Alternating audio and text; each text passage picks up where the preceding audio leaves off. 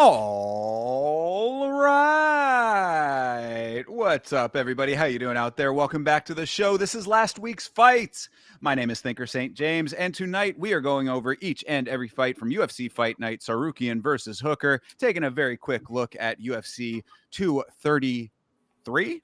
33. 223. 20. Jesus, wow, that close. Yeah, you're in the Number. future, guys. We got a while to catch up with Thinker here. Time traveling, of course. Yes. Well, and to do all of that with me, as always, the man who's going to keep me on track there, the Ohio player, Mr. Chase Parton. How are you, sir?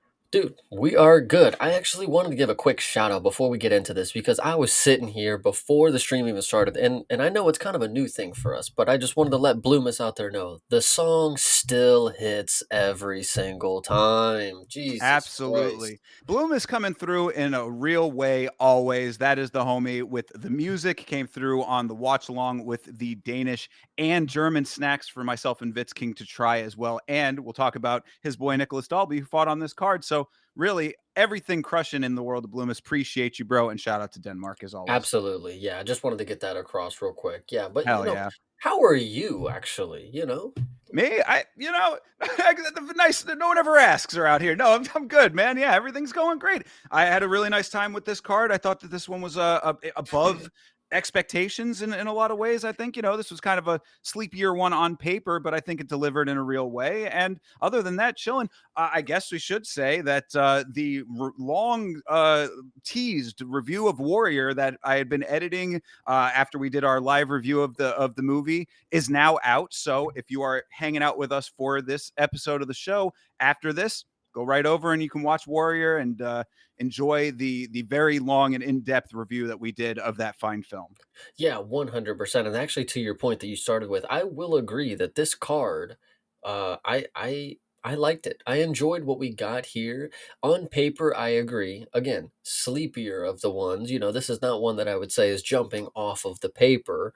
But what I will stand by, and we will definitely get into it, is that this card was really fucking good after the first two fights. But we will get into that portion of it. Yeah, absolutely. That is definitely true. Yes, of course, we are going to get into each and every fight from this card. And that if you've been around, if you are new to the stream, that's what we're doing around here. And if you have anything that you want to talk about that's not pertaining to the fights that we're talking about at the time, throw it in the chat. We can come back to it at a later time in the stream, especially today, because we will be briefly looking over the upcoming numbered event. But we do not have fights this coming weekend, so the next episode of the show will be a next week's fights where we'll go over all of those fights in depth. So we're just doing this one tonight, doing a little quick preview, and we'll call it a show. So that being said, I guess we already kind of talked about it a little bit. So what were your more in-depth thoughts about the on-paper elements of this thing? I mean, I guess besides the main event and the co-main, were there any other fights that you were like really looking forward to? I guess maybe the Patty Pimblett, the proteges or these people that Patty trains with was kind of interesting to me. But was there anything jumping off the page at you besides those? I think there was a few. Other than the co-main and the main, of course, that have implications. Mm-hmm. Jack Hermanson and Miktybek Orbai, right off the bat, there was just too Sure. many things surrounding it that made it not, a spectacle of a matchup. So I'm excited to talk about that one, of course. And then we had Big Waldo. I think these are two things that we will get to. These are just a little foreshadow moments of people that I have a lot to say about. So there you go. Absolutely. Yeah. So I think you make a good point with both of those. And it's good that we talked about them ahead of time. You kind of gave me a good understanding of the lay of the land, at least with the Hermanson and Orleby fight. Waldo, I believe, came much later, and we'll talk about that when we talk about that fight. So yeah, a couple interesting things from this card. Of course, I do believe that this, I think, is the first time that they'd ever been to Qatar. I want to say, I think that they were saying it's history making that they were in Qatar. Qatari audience, I would say, was kind of in line with what we've seen from the region. Not overly expressive, in the crowd. I guess is what I'm trying to say. Maybe a little bit. Not very boisterous. I guess there were some really choice moments where the crowd was into it, of course, and you could definitely tell that they were enjoying it. But like, the crowds that I'm talking about when it comes to like Brazil and France even has good crowds like that, and around the United States and stuff. They get real hype. What I will say about this crowd is like, yeah, I do agree. I think it was the first time they went to Qatar, and you could tell because the stars showed out, especially in the sport of mixed martial arts. We had a lot of people in the crowd that wanted to be a part of the first event in Qatar.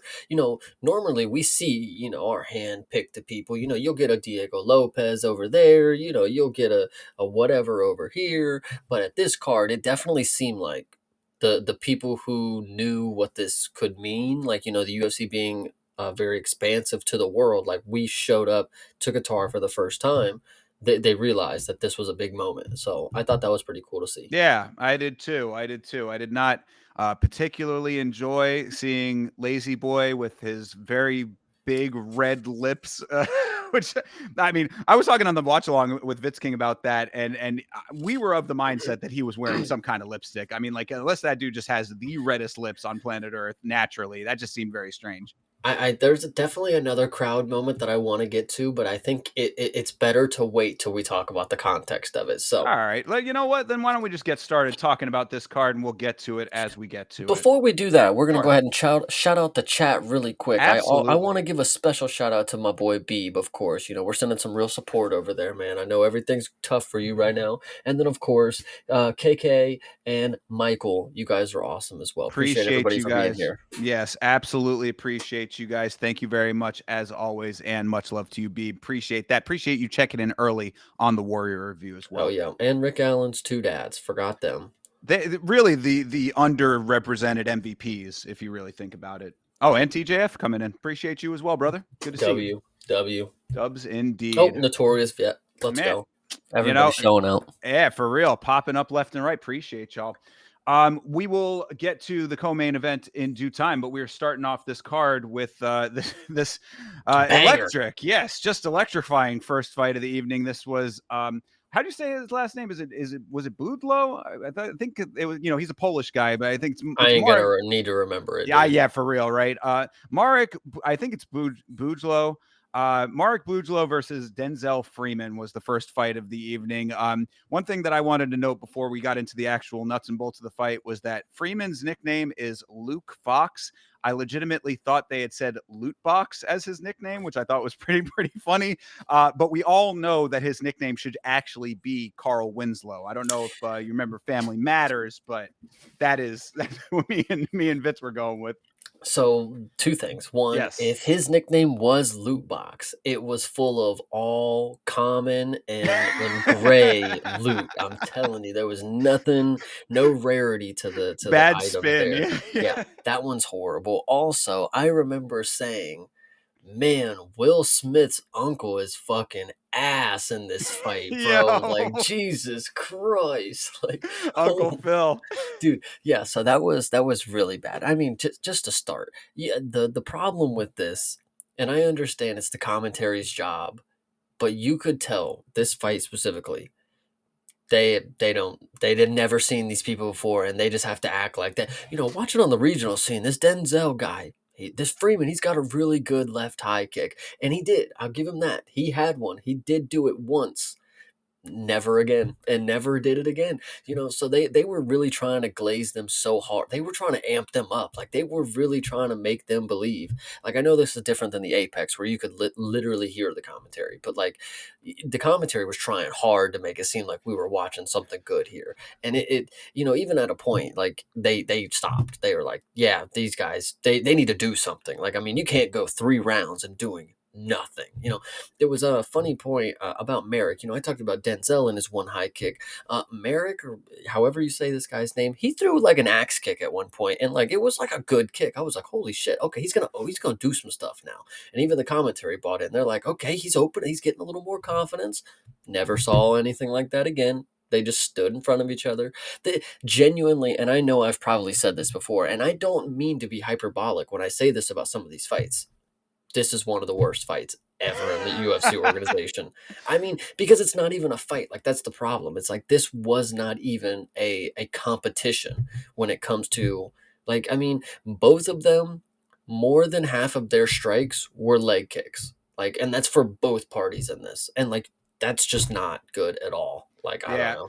I wish that I could remember the exact quote from Bisbing because it actually was a really good bar, but he was saying something. I forget. It was, take your pick about who it was about, but it was like Yeah, he basically was saying something along the lines of, oh, that like when he's in training, like, he can really like he can go for it, like he'll go. And I would really like to see him go in this fight right now. Like it yeah. was like it got to that point where he like you said, you kind of have like when you get through 2 rounds of absolutely nothing, which is really what you had in this fight. Like there really was not. I mean, even in the third round when they finally turned up, quote unquote, it wasn't that. But like when you have 2 rounds of it, like the commentary team can only hide their disdain for it for so long. And I do understand that. I mean, what I said in that first round was that there was the most significant strike of the first round was a late spinning kick by Freeman that got stuck in Boudleau's stomach fat.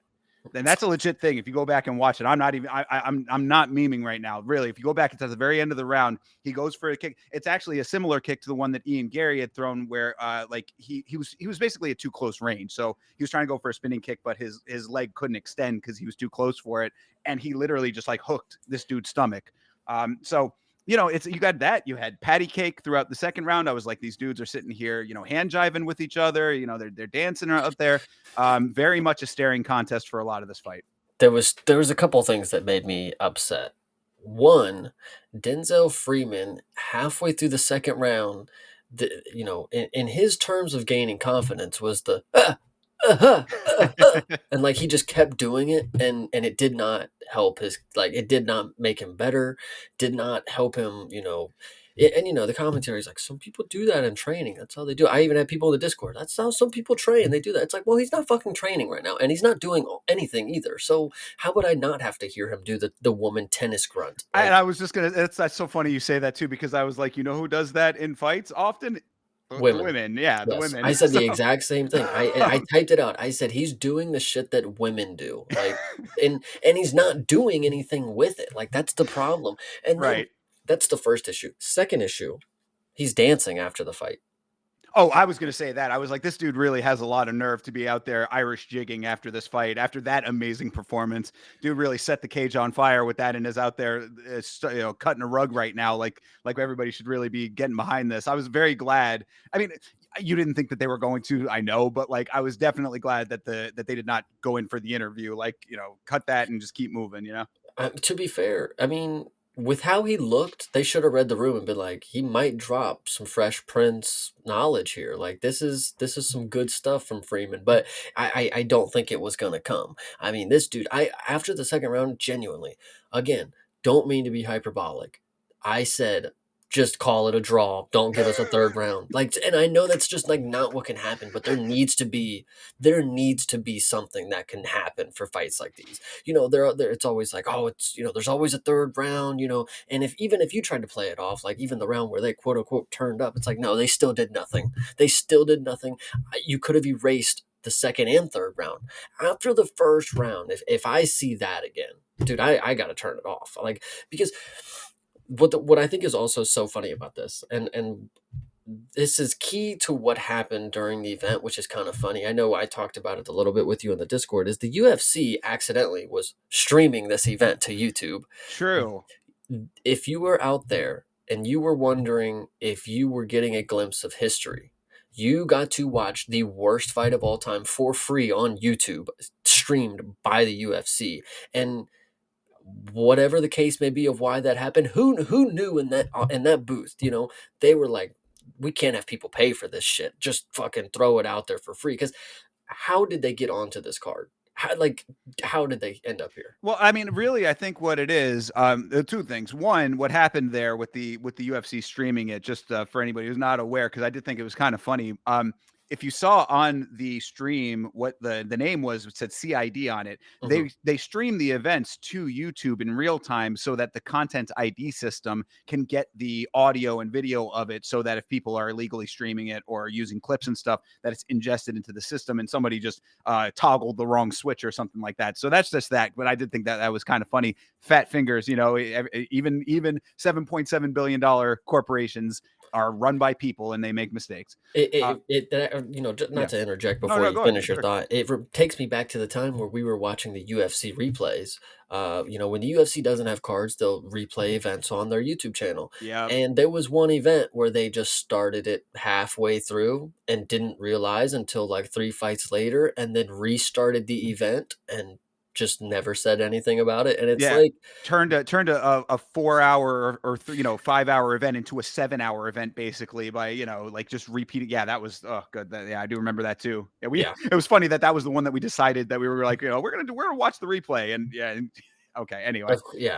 But of course. But so there was that. But so anyway, back to the fight though. The reason that these guys are here goes back to the same thing that we've been saying and the same problems that the UFC has been having. They are trying desperately to inject life into the heavyweight division, and it's just a no man's land. I mean, like, you see what you're getting over here.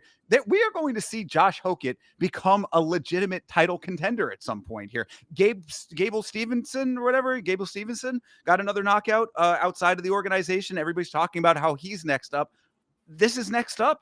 Gable Stevenson is next up. I mean, like, granted, he is doing pretty well and he is a wrestler, so he does have the qualifications that the UFC is currently looking for. He's a little bit more well-rounded than a guy who's just going to go out there and do this, or just, be like a big meaty hook merchant kind of guy. He's a little bit more skilled than that, so he does fit the bill. But my point is that it's this what we're talking about in this fight, and that's just currently what you have outside of what's already in the rankings. So get ready for more of this, is I guess what I'm trying to say. yeah, I agree. I mean, the heavyweight, if this is what is to come in the future, more of these, abolish, make I them cut to light heavyweight. I'm done. I'm done with it if we get another one of these.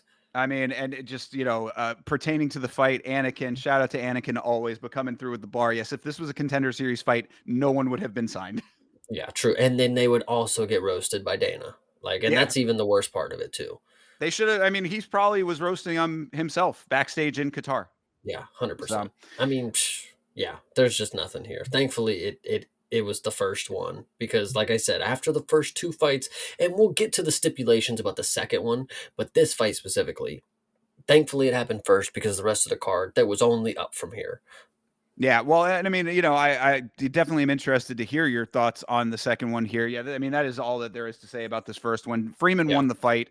We'll see if he comes back. We'll definitely will not see Merrick back. But Freeman, maybe they'll give another shot to. Who knows what happens there? We'll see what happens. But next up, I'm curious why you're framing this the way. This is Narulo Aliyev versus Shamrock. Now, I just before you get into it, because I do want to hear all your thoughts on it, but I did want to note this because this was just perplexing to me from the broadcast.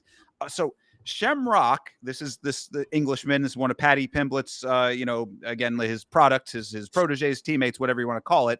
Shamrock was, quote unquote, on the run for a crime he didn't commit, fled to Thailand, got into martial arts at that time, came back to England, did time. So did he do the crime? Did he not do the crime? What was the crime? Why is this all being told to me on the broadcast? There is some information about Shamrock that we did not get, and the information we did get was Swiss cheese. So I just wanted to put that out there, that there might be more to the Shamrock story than what we currently know, but that is what we got off of the broadcast. I guess I'll have to do some more research about the rest. That being said, your thoughts, Jim? my thoughts on this fight. Why I did not love this one. One is because the hype that Patty's mates came in here with. I mean, we were supposed to believe that there was some legit threats entering the divisions, right? Shamrock was the first example here. Now you have Aliev, who is a wrestler. This is the Eagle. This is the Tajiki Habibi, whatever they called him. Yes, So, he is the Tajik Eagle. yes, this is a guy who is a wrestler, chose to strike with Shamrock, and damn near whooped his ass. Like, I Yeah, I mean, say and look pretty good. he looked really good on the feet, and that should just question how good this Shamrock dude does on the feet. And people be like, "Whoa, he's a grappler, he's a jujitsu guy. Don't worry." I was like, "Well, okay." I saw Aliev, who was supposed to be the wrestler, make some really poor decisions in the grappling, where Shamrock ended up in dominant positions, but Shamrock also just lost those positions immediately right after. There was a point where Shamrock got full mount on Aliev in the third round, immediately gives it up. And Bisping, this is how you know it's bad because the commentary has to, like, Bisping is just like, you had him like, you got to get him right. You got to get him back to where you just had him. It's like, dude, you had him in the most dominant position in the game. You don't Yeah. let people up from full mount. You don't just let them up. Like he got up, and it's not get him back to it. It's like you got to figure something else out. Because clearly that didn't fucking work. Did Like didn't land a single strike in that full mount, by the way. and Aliev, I mean, again, this is supposed to be the Eagle. He should have been able to maul him in the wrestling from what I'm seeing from Shamrock's game on the ground. And then in the striking department is he had way too much confidence against Shamrock and it was working. I just don't think this I think this is going to be a false sense of ability for the Tajiki because he's going to come in here thinking he can strike now. And I feel like he's going to get, dude, lightweight too. I actually thought this was bantamweight for, I'm not even going to lie to you. If Aliev is, this is lightweight, that is crazy. This dude is, uh, if the grappling wasn't good enough to keep this dude from getting dominant positions on him, and then the striking is him bombing him. The Shamrock is getting bombed with the same strike over and over again. That's just not something that I think a quality UFC talent is like not gonna pick up on. Like genuinely, how are you not get like you've been rocked like 4 times? Get the hand up, dude. Start blocking something. And this is again not a striker. This is a wrestler who his best game plan didn't work on the dude that I don't think is very good. That's why I'm not really too high on this matchup because it's not a good gauge of what either of these dudes are going to do going forward. Is Shamrock going to be a dominant grappler because he had moments where he got, good positions against Aliev? Probably not because he wasn't able to do anything with them or, create some sort of momentum in his favor. Is Aliev going to be good going forward after this? I don't know because all he did was destroy a dude on the feet who's not very good if the wrestler was able to destroy him on the feet. So I just think we got a false sense of hope for Aliev, in my opinion. 11-0 is good, but at lightweight, now that I am truly seeing that this is a guy in the 155-pound division, I'm not seeing it. I'm just not seeing it, guys. I mean, fair. What I would say to that is that you might just be seeing the evolution of a young fighter who is now starting to put the pieces together in a department that he wasn't as skilled in before. I mean, Aliev, yeah, I mean, there were some criticizable things with the earlier rounds, but you can't say that they weren't pretty dominant overall. Now, yeah, going back to what you're saying about Shamrock, really, I mean, like what I think that Shamrock did well is just be tough. I mean, it's an unfortunate note to have when the object is to not just be tough but to win. I call that the Felicia Spencer. You can't just be a tough punching bag out there. You got to go and win the fight.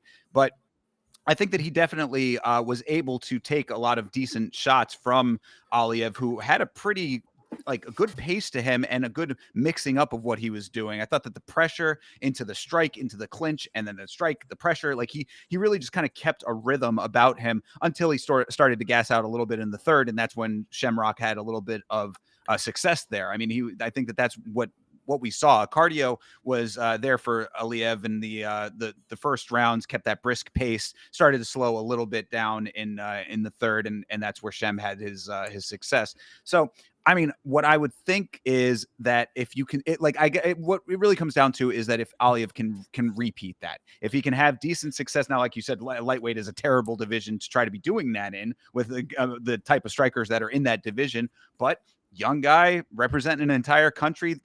He himself, the Tajiki representative, fills stadiums in his country, Chase. So, he's got a lot riding on his success outside of just him himself. So I think that maybe you're just seeing new skills that you didn't see before. I would love to be wrong. Again, lightweight is going to be tough, but one thing, you're talking about Shamrock being tough and taking shots.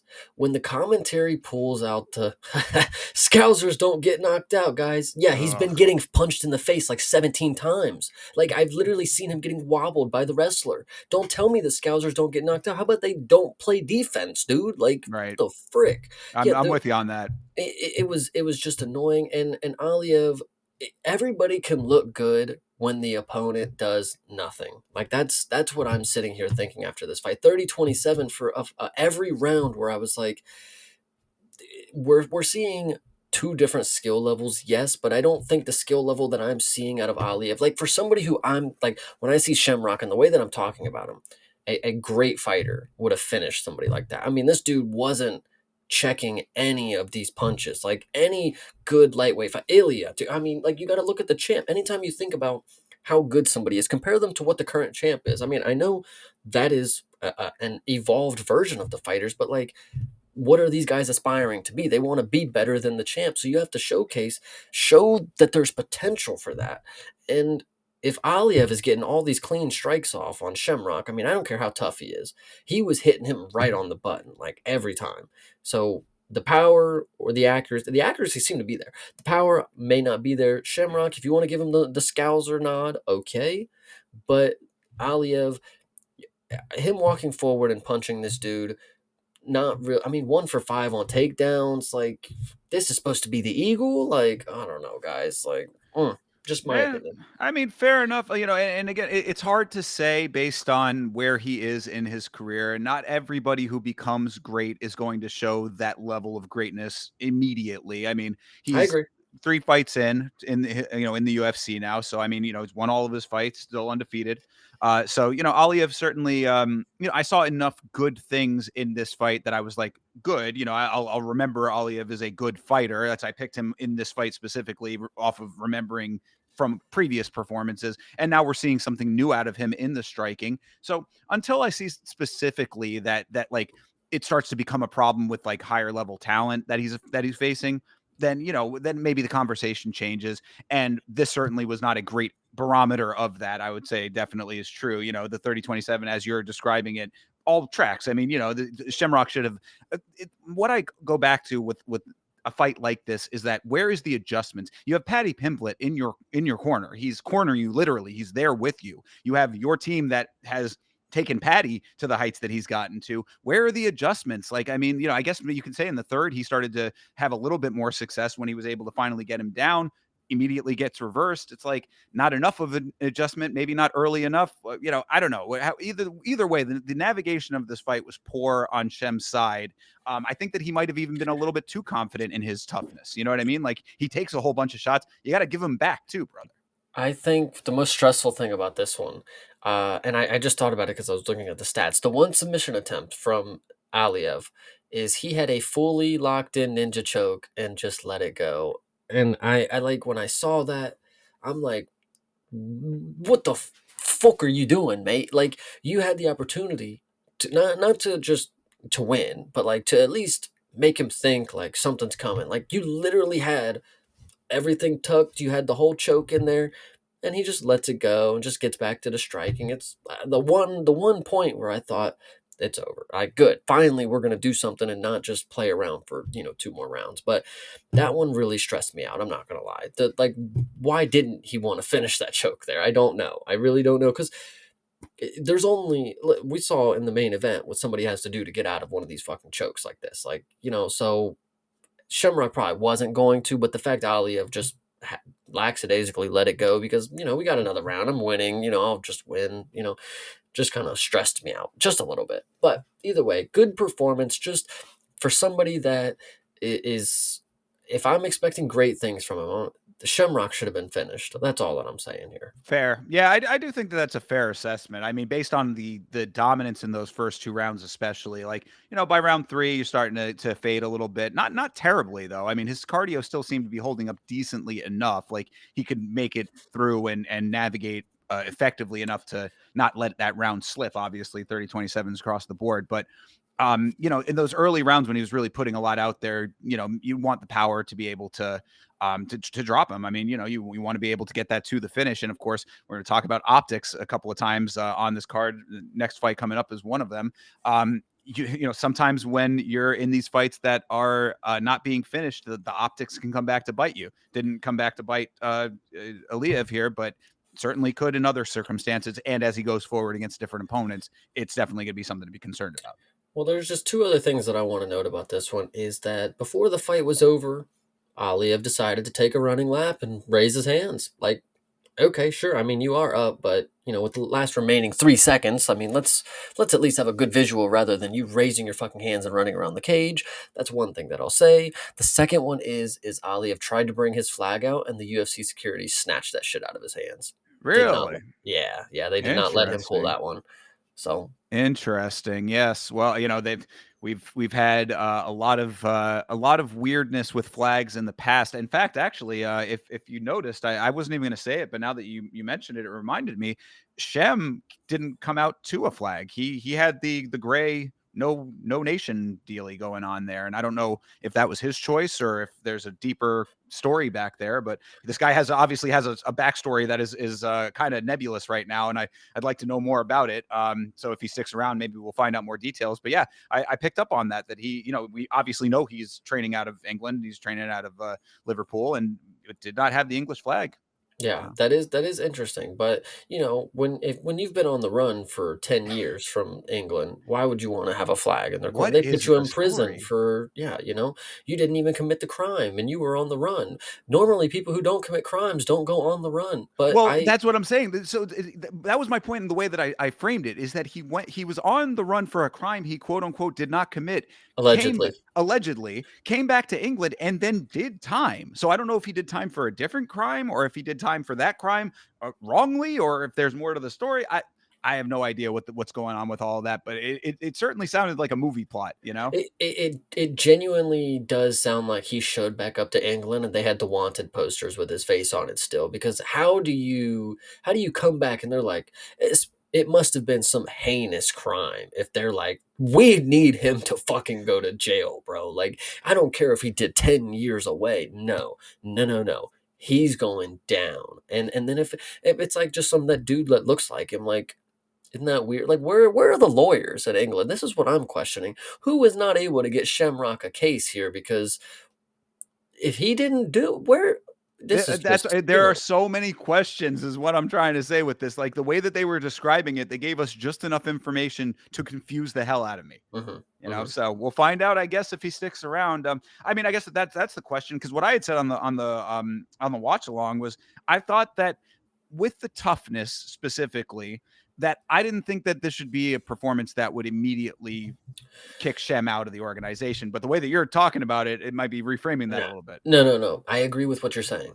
For being a tough fighter, there is at least room for 2 to 3 fights on a contract for those type of fight. I mean, if you are 0-3 in the organization, I mean, Right.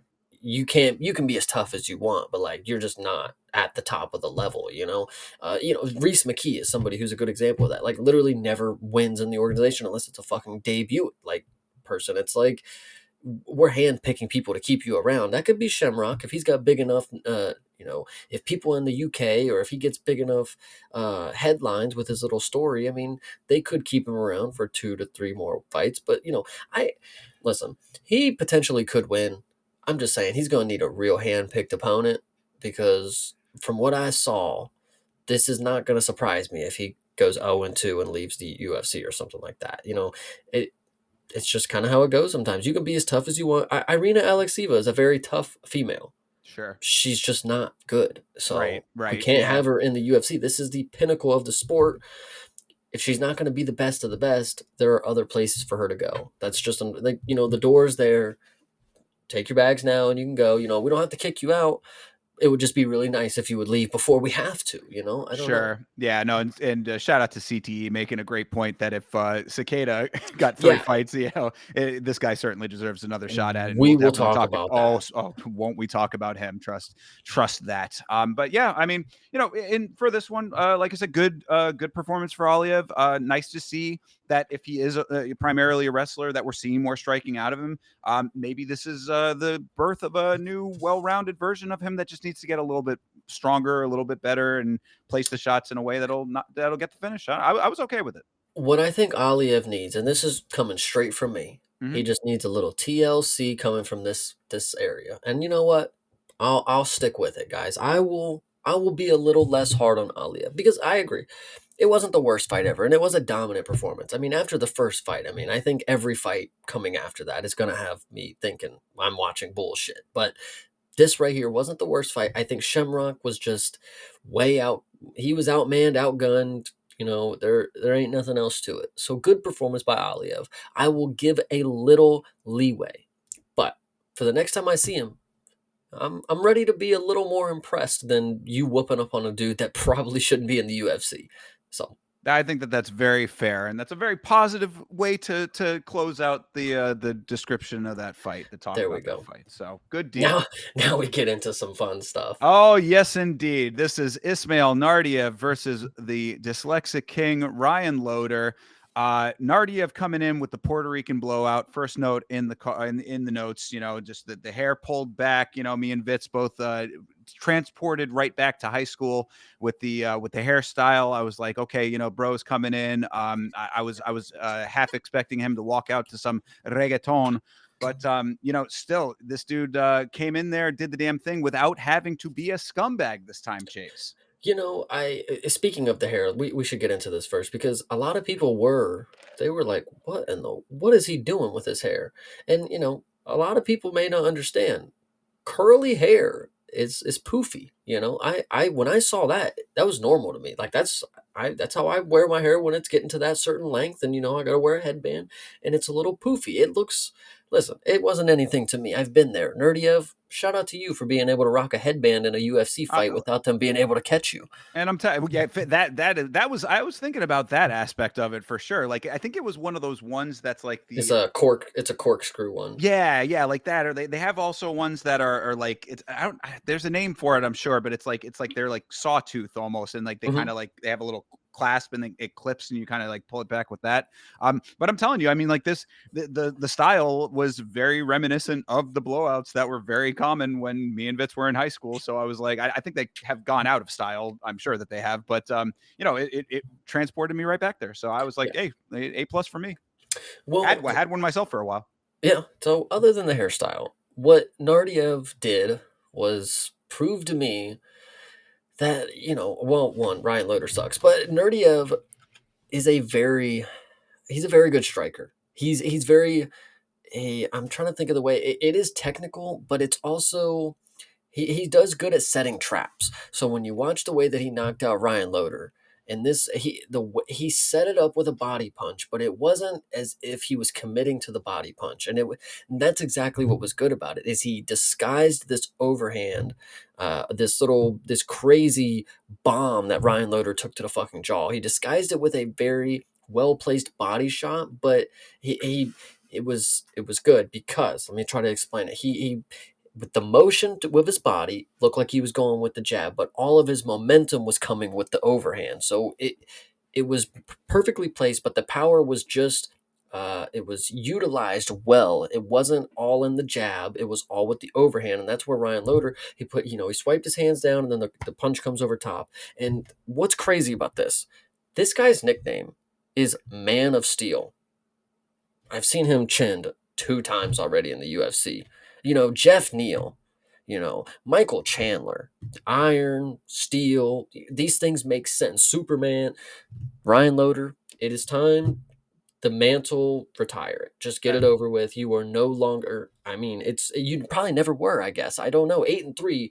We can't really be throwing out names like this. We got to be calling them something a little more feeble until we realize they can take a lot of damage. Well, I mean, his chin is just not fit for this business based on what we've seen out of him at this point, man. I hate to say it, he seems like a nice enough guy. Obviously, we talk about his dyslexia, but whatever the case may be there, nothing wrong with him as a person, but it's just, you can't be getting knocked out like this. I mean, like the note that I had was that Loder should just never strike, like immediately hit the blast double. And that's it. Just like, Yeah. we know that you're a wrestler. You know that you're a wrestler. I mean, like that was what got you into the organization. We saw it on the Ultimate Fighter. I mean, that's how you did that, was by wrestling, and pretty much just that. And anytime that we've ever seen this guy strike, it has been a disaster. And I mean, I'm really not trying to dogpile on him too badly, but these are the facts here. I mean, this is certainly a good proof of it. And the way that you're talking about the setup of it, I mean, granted, it was nicely put together by Nardiev, so like that should be where the credit is placed. But really also, the fact is that this dude, like, his hands were so low at the time based on him doing that swipe. He at one point in this fight, I remember he actually grabbed Nardiev's glove, and Nardiev kind of had to like shake his hand off of it. I mean, like, bro, you're leaving your chin open widely when you're doing that. He could have come over top with the other hand and like got a free shot off of that. So like it's just things like that that lead to what we ended up with this fight. And I mean, it just all is adding up to, bro, your striking is just, you're not a conscious enough striker, I guess is what I'm trying to say. I think what's also interesting to note is sometimes, this dude when he's getting introduced, he was a little too lax. He was having a little too much fun. Like, bro, you just got knocked out in your last fight. You have yet to win in the organization. Put on a good performance. Fuck you out here having a good time with Bruce Buffer. Like, come on. Like, I know everybody has their moment. Bruce Buffer. They want to get hype and yell their name with him. It's like, if you get knocked out in the first fucking exchange, how about let's not do that? Let's not, because that happened the last fight too. You literally got taken down and smashed, and now you've been out for 6 months. Now you come back in here all happy and lackadaisical, and then you get fucking flatlined again. I mean, you can have all the fun you want, but like, I'm supposed to believe, and this is what irritates me too about the organization, about the UFC in general, the Ultimate Fighter. That sounds like the coolest title that you can have as a fighter. For Right. that should be reserved for super talent in this sport. I mean, the Ultimate Fighter, UFC champion, the Ultimate Fighter. You know, but when we have guys that are literally contender series guys like that, when it comes to the title of what these guys are and the skill behind what they represent, the Ultimate Fighters, this is what they are. Like, they're Yeah. first round flare outs. Like, holy shit. I Like, know you've been making that point recently, and time again you've been proven correct with this, especially recently. It seems like the status of the Ultimate Fighter has been diminished greatly. In the Contender Series really is like where the talent is being produced. So now the dynamic is all different, and then the title doesn't help.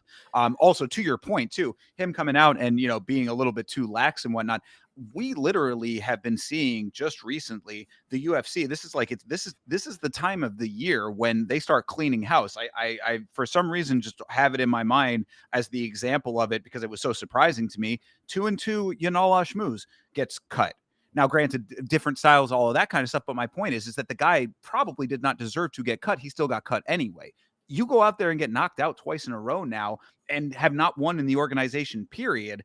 You are asking for your walking papers at this point, brother. Like, I mean, you should be taking these fights with the level of seriousness that they deserve because you're fighting for your job right now. yeah. And it goes back to the Ultimate Fighter thing. It's like, if you are going to be labeled the Ultimate Fighter, I genuinely better think like, this is some dude, this is some fucking talent right here. I shouldn't just think this is a guy who got an opportunity that doesn't really matter, because once he goes up against people that have been in the organization already, they get knocked out in the first round. Like, I mean, Nardiev, again, this is like a dude who like goes to decision with most people, and then he just chins you in round one. I mean, come Or, on. or he pulls a whole bunch of illegal moves and you yeah. know, but other than him, actually, and I actually do want to make this point. Other than him, because you seem to be really hung up on the dirt ball stuff. I see in that last fight. Some fighters, they just be trying to fight.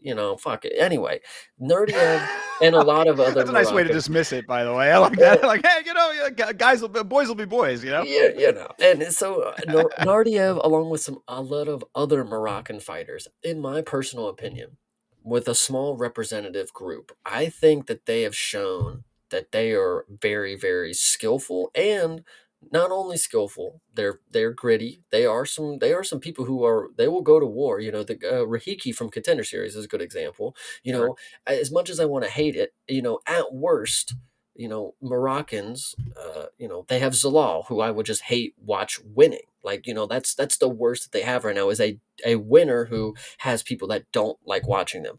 I know Nasrat Hakparas just took a dot. I know, unfortunately for that, but He's fine. Like, he's a good ass fighter. Other than that, I mean, what can you do? You get sent to the shadow realm. If he would have been conscious in some way, he probably would have continued fighting. I've seen a lot worse from that dude. So I would just like to point out that Morocco, for as small as they come, like, we're like 4 for 4 on them. Like, they are really fucking solid. Yeah, I think that that's a great assessment of it, honestly. And these countries that are less represented currently have a good representation that ends up perpetuating the sport even more in those countries. So keep an eye out on Morocco. I mean, there might be more talent coming based on what you already got, and that's how the sport grows. That's why whenever anybody, a little small side note, but why anybody when they get on India, and I know that there's a lot of other reasons why that's the case, but when they get on the Indian fighters, what I'm always saying is that, like, yeah, you might not have the absolute top pinnacle of the sport just yet in the crop that you have currently, but these are the pioneers for that country that end up making it so that the next generation comes up underneath them. So, always whenever you have people that are like the sole representative of a country, I want to throw a little bit of support to them. Not in this case, of course, but you know what I'm talking about. Anytime that underrepresented countries are being represented, I think that it's for the betterment of the sport in the big picture. 100%. Yeah. So good deal for Morocco here. Although unfortunate in that regard, because during Nardiev's post-fight interview and his octagon interview, he was shouting out the king of Morocco and giving him all this glowing praise, and then the broadcast cut out for a little minute. Yeah, broadcast accidentally falls out of the satellite just didn't pick that part up. That is interesting. We had one other incident that happened with it. I can't remember off rip, but we definitely had some broadcast cutouts when people started talking. Yeah. I brought up with with Aliev, they took the flag from him. You know, they what damage control. That's what we're trying to protect a lot of things here. This is the interest. It's one of the deeper, interesting elements of the sport in general, being as international as it is that you're on an international stage always. You're in a country that is, within a region that there's a lot of different socio-political things going on at all times. Who knows what is okay for some people in power, and these people don't want to hear it. You can say this, you can represent this is not okay, etc., etc. But let's just at least try to believe. We'll keep the kayfabe going and say that it was literally just broadcast difficulties, but who really knows at this point? Yeah. Cash Patel, maybe he knows. Yeah, true. 100%. Anyway, but yeah, good deal for Nardiev here. I mean, really solid knockout. Loader prone to being knocked out. So good deal that he was able to get a nice highlight off of that. And Loader really is probably shaking in his boots right now if he's awake.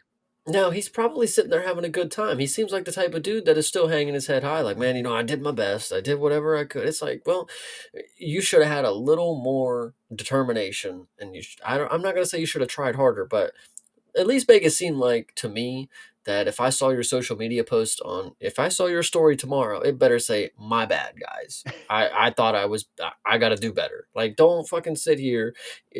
Hmm, hmm. He might end up being one of those guys though that like goes out of the organization and for the rest of his life is just like, I was in the UFC though. You know what I mean? I won the Ultimate Fighter. I was the ultimate fighter. Like, who can fuck with me? I'm now the greatest car salesman of all time because I was the ultimate fighter at one time. Yeah, yeah. So This is God. This Ryan Loader guy.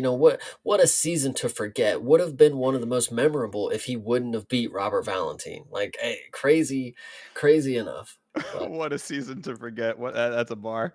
yeah, All right. Anyway, let's keep the train moving here. This one is a little bit more, I would say, not controversial is not the right word, but I think that there was definitely a little bit of fuckery afoot here on this one. This was Beksat Almakan versus Alexandre Pantoja. I always do that. Alexandre Topuria, not Pantoja. Alexandre Topuria. listen. Here's the main thing about this one. There's just two things to talk about. Beksat Almakan is a very good first round striker.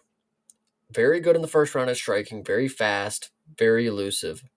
Now, rounds 2 and 3, not so much. If he gets a good competition in the first round, rounds 2 and 3 are not going to look very hot for him. That's what I've decided. That's what I've come to believe. I don't care if he knocked out Bracatona in the first exchange.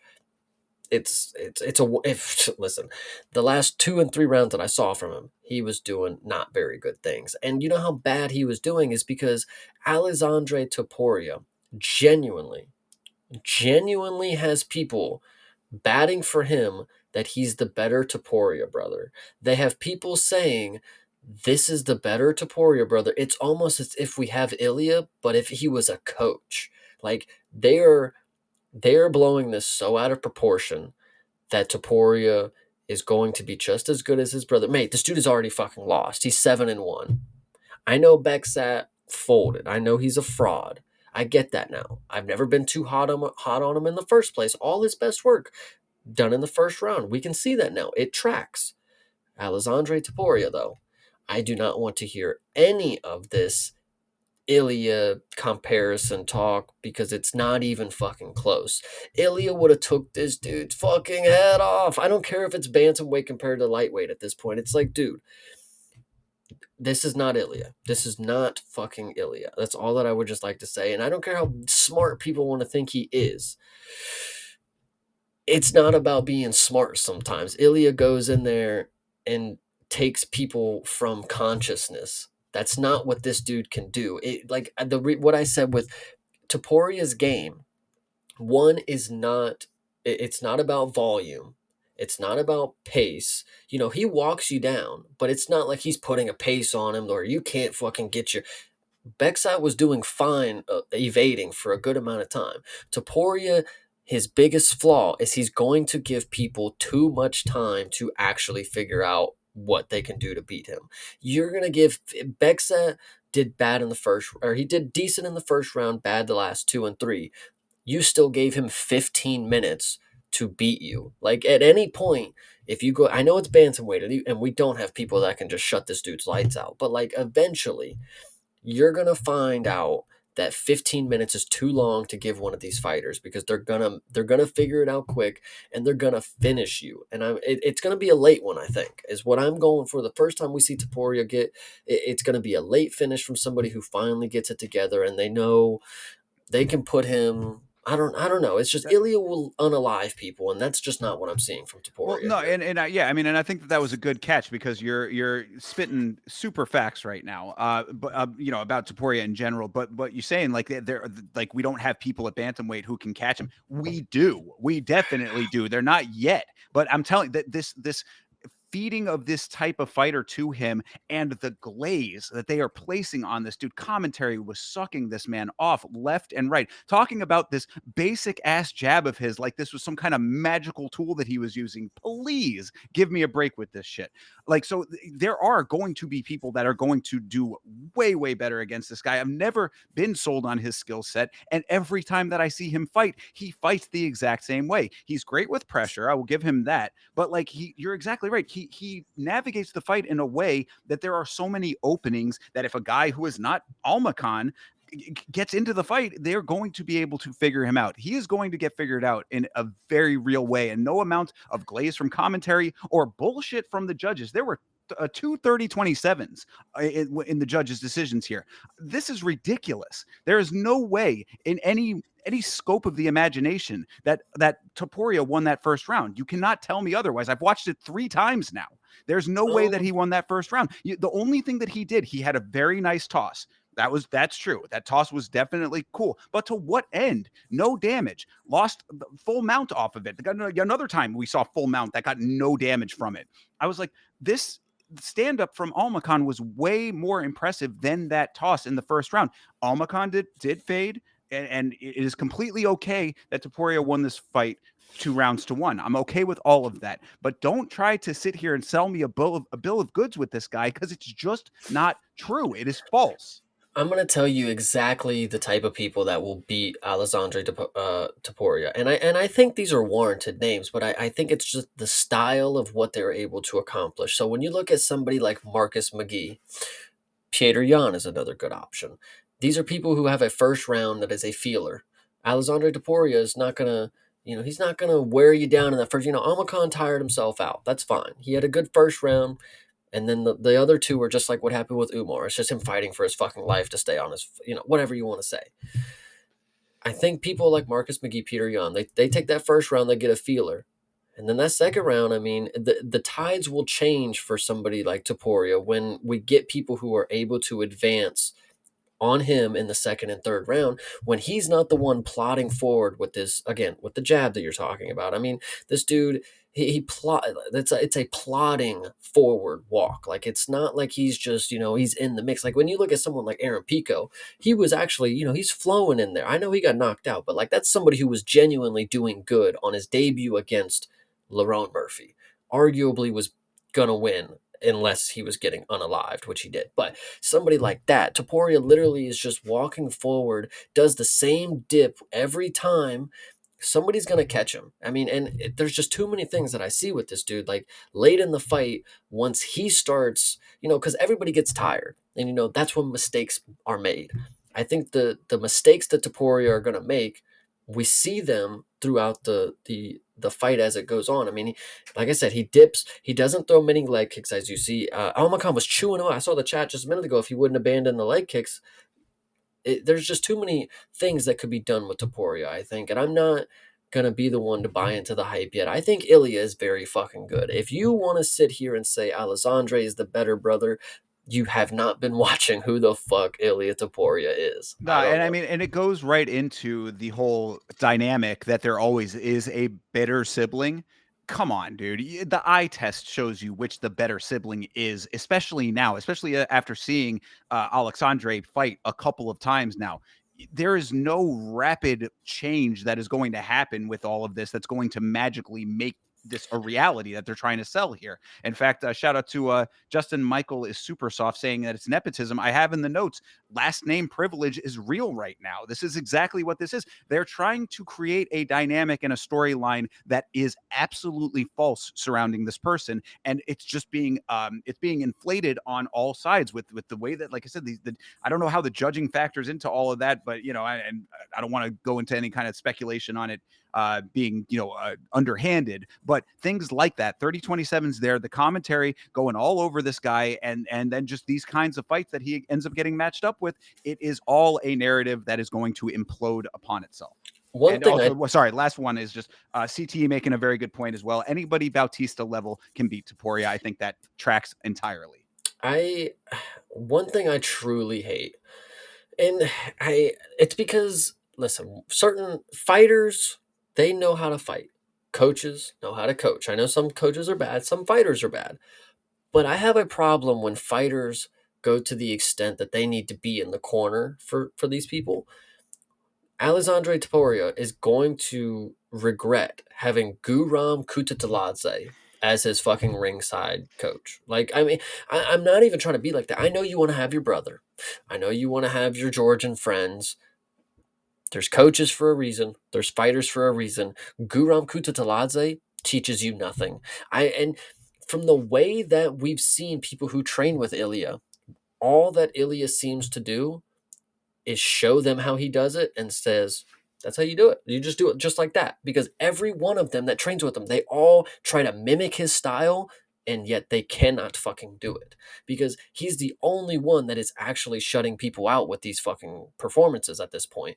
When you have people that want to fight like Ilya, Alessandro Taporia, Guram Kutateladze, and they fucking suck, I mean, it's a recipe for disaster. Is all that I'm saying. False sense of skill is what we're gaining for these people.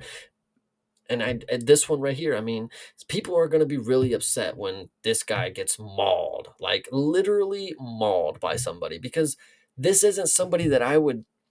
He doesn't give you like a gritty personality where it's like, man, I would take that guy over any. I don't care how it would go. He would figure it out. It's like, that's not what I'm seeing here. I'm seeing a guy who's got the confidence that his game is the best on the planet. What he's going to do is going to work because my brother did it. I'm just as good as my brother. I'm even better possibly because everybody, whatever. And then the day that it doesn't work, it's just going to look really fucking bad for him. He's a fucking headhunter. Landed one body shot. Jesus Christ. Like, Yeah, well, I mean, and you saying people are going to be upset by that? Not me, because I'm seeing it coming from a mile away. It just has to be the right opponent for it, and this is what's going to happen sooner than later. You can only get away with this for so long. That's the other last note that I really have about this what they're doing with this person, because really what happened in the fight is almost secondary to all of this, in my opinion. It was a fine performance based on the dynamics of what we saw. We saw like you described it extremely well. The first round really strong for his opponent, an opponent that wears out over time. So by the third round, he was really pretty well done, and open season for Topuria. That's the gist of the fight. When it comes to what they're doing with this person, Alexandre Topuria, I think that's the bigger part of everything here is what I'm looking at. And you can only get away with this level of puffery for so long. He's going to get up into an echelon where he's going to have opponents who are not this level, who are not this, who are above this in skill. And he's going to either get chinned or he's going to be outworked as far as the cardio goes, especially at bantamweight. These are still small guys. I mean, the cardio is going to be there for a lot of these guys. Yeah, he's a pretty thick bantamweight too. Honestly, I'm seeing some weight cutting issues in his future. I'm Could be. seeing that coming along. Yeah. He's and actually, since we're talking about the Topuria brothers, I actually did want to bring it up. There's something about Ilya and his creatine. He's got his own creatine or something. I don't know if if it's just a sponsor or if he's like actually in involvement with it's like under him. These dudes, something's going to go on with some tainted supplements, is all that my idea is. Because Ah. these dudes, again, everybody thinks they know shit. Now you want to make creatine. Now you want to be buff bros. I'm just saying, when the tests come and we see some tainted supplements, I'm not going to be the one to say that Alexander Topuria is going to be at fault for listening to his fucking brother. But I don't know. That's just my opinion. Wild speculation on Chase's part, but something to keep in the back of your mind, perhaps. So, anyway, any more on this fight before we move on? I actually think there's one last thing. Sure. I mean, I'm being hard on Alexandre Taporia. And I am hard on this person that I'm going to compare it to because there is also somebody else who went, to a decision with Beksat who probably could have finished him after the first round. And that's Umar Nurmagomedov. So where do we rank someone like Umar if we think a performance like this from Alexandre is bad against Beksat? I mean, Umar barely did anything fucking different. So, Yeah, but Umar's and got dropped in the first round. fair. I mean, I would say that the difference with Umar is that Umar is a rise to the occasion guy when it's all wrestle and grapple based. Like if you're going to go play that game with him, he will rise to the occasion with that. I mean, and the striking to an extent, but he'll usually try to stay on the outside and evade a lot of that. I think that the difference is that like he will be able to like keep up and surpass most of the time, especially if you like when you're getting to the point of him being in 5 rounders, which we've seen now a couple of times. Like he can hold his own well enough, but I mean, he was able to wet blanket his way into the position that he was in. And you also got to remember with him that he jumped a tremendous distance from where he was at after beating Corey Sandhagen. So all of that, what we would have seen in the middle, just got completely negated. There is probably still some exposure for Umar that could be in the future, and we already saw it with the champ. So True. Any which way. Yeah, that's all I had on that one. So I guess we can move on. Shout out to Drop at the Top checking in for the first time. Appreciate you, brother. Thank you for being here. Yeah, I hope you do like it here because man, I got a lot to say about this next one. Oh, don't I as well? I mean, I don't have many notes, but I got a lot to say about the fighters. This is Abdul Rahman Yakiaev versus Rafael Sequeira. Sequeira. Is how Um, they pronounce. But yes, Sequeira is a dude who we have seen fight terribly in the past. And this was, I mean, I guess you could say that, maybe we didn't get enough out of Yakiaev on the Contender Series to know that this was going to be coming, but you should have known it based on Cicada. that is what everybody is yeah. Everybody agrees that Sakara is one of the worst fighters that we've seen, and not just one of the worst. I mean, this is genuinely a speed run of your UFC career because this is somebody that he got knocked out, and it's not like he took a year off. Minimum 6 months. It's like, nah, we just see him again. He's just ready to get knocked out again. Like, who gives a shit? He's got 4 fights on his contract. He might as well lose 3 before trying. So who knows? One thing I want to get into with this, but I don't know if you're not on the social media. Of course you know who this person is, but I don't know if you know the comparison that I'm about to make because social media has made me very aware, and I think this is only going to enhance the popularity that Abdul Rahman Yakiaev is going to gain. He looks identical to Mr. Beast. Have you caught on to this? I'm aware enough of I'm very keyed into YouTube. Yes, I know Mr. Beast, and yeah, no, yeah, I can see it. I can see it definitely. So that is going to be something that elevates him. I mean, this is the Mr. Beast fight. Like that's Mr. Beast is fighting. You know, when you Ariel Hawani, when you look at fucking Ayman Zahabi, Sure. it's funny because he looks like Ariel. Mr. Beast, you know, when's the next video coming out? He's fucking too busy fighting, you know, shit like that. Yep. Very Turkish Mr. Beast. CT coming in with exactly the same comment here. So it's just really funny. I think the popularity level for this guy is gonna be on another level, and the reason I say that is because I think this is potentially the because this is the Turkish Chechenian, if I'm not mistaken. Okay. Uh, I think this is going to be out of the Chechenians that we have. You know, when you have Dulatov, I believe the German Chechenian, and then you have Sursakayev. Now we have Yakyayev. I think this one right here. I think he's gonna be. I think he's gonna be the really good one, and not only with the popularity because he looks like Mr. Beast, and you know he could create taglines and make very funny thumbnails. Anything that you want to think like that could be applied to this right here. But this guy genuinely, what he showcased in 30 seconds on offense.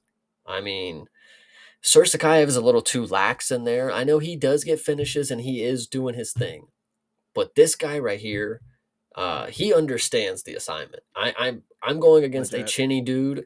Just put the craziest 5 punch combination you've ever seen on him, and as soon as he hits the mat, jump on his back and choke him out. And you know, it'd be one thing if you know he went in there and you know he stood right in front of him for a second and then got something going. It's not just a 1-2 that sits somebody down. It's not just a check left that somebody sits. You know, he walked in there, he threw a jab, a 1-2, a hook, popped him up with a jab and then a high kick right after, and then dropped him straight to, it's even funnier. You know how good of a striker you are because you can when somebody gets caught with a punch and then you know they smile at them, they're like, "Ah, you almost got me there," and then they get a kick right after, and then like in the midst of them having the moment of success, like because that should tell you how bad Sakara is as well.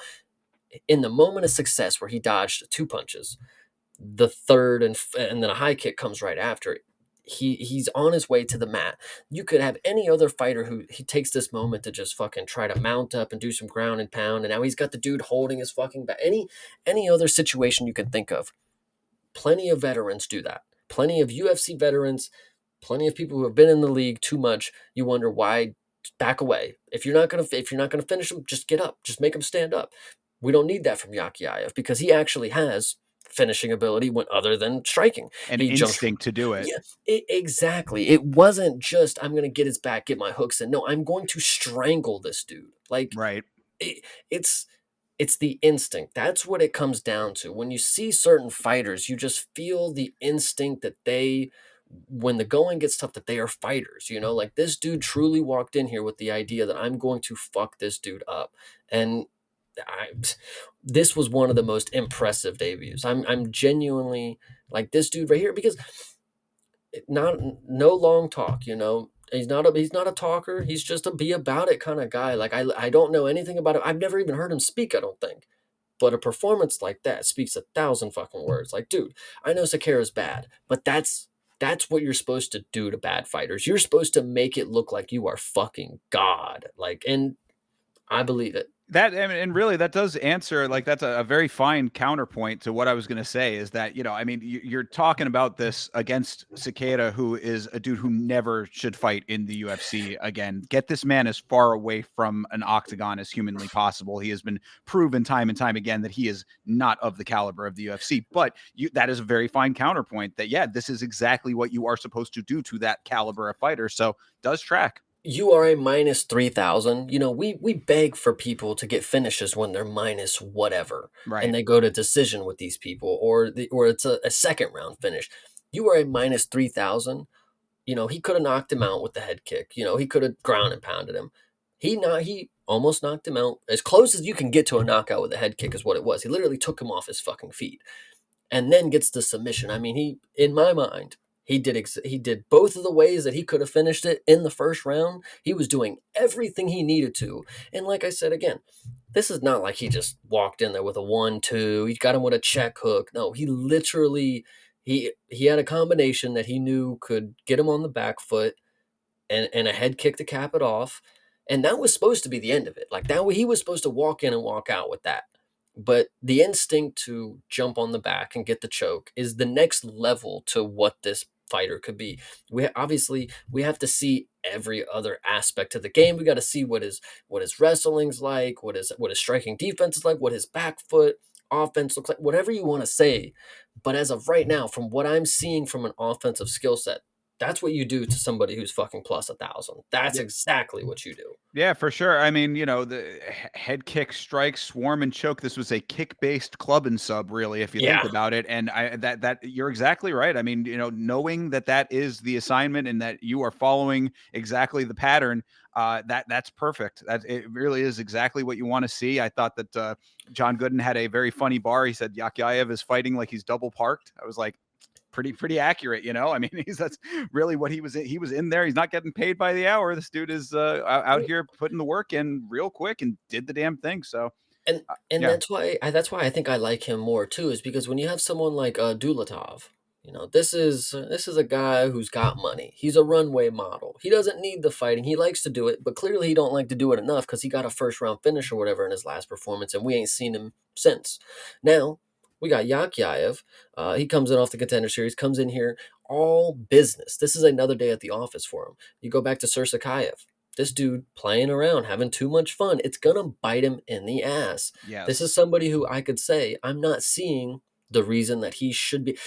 When you watch some fighters, like Sursakayev, you can point out, like, that's going to be the chink in the armor. Like, they just can't get over that, This right here, I'm not seeing it yet. I'm not seeing it yet. So, Well, and we got to, I think you already said it. We got to see it against someone who is not Cicada. yeah. But until then, I mean, so far so good is what you can say about that. And the only other note that I had was maybe that Teep on Contender Series was a little bit more deadly than I we were giving it credit for. I think I'm mistaken. I think I'm mistaken. I think Sursakayev was the one that got that kick. But Okay.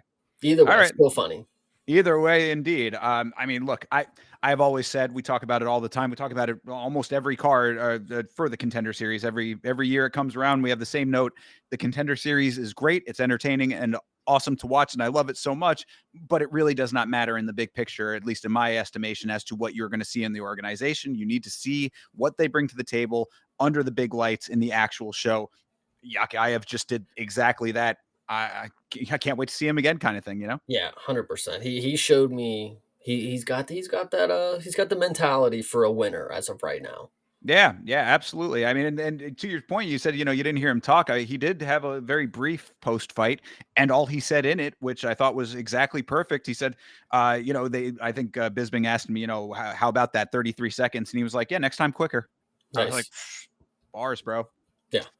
Indeed. So yeah, good deal there. And again, I cannot reiterate or stress it enough. Get Cicada out of this organization, please. If Yeah. you want to talk about people who deserve to be cut, why my king Yanal Ashmuz? I hate to keep bringing it up, but these are the fighters that it really boggles my mind how someone like that gets cut and this guy sticks around. It goes back to it. It doesn't matter how tough you are.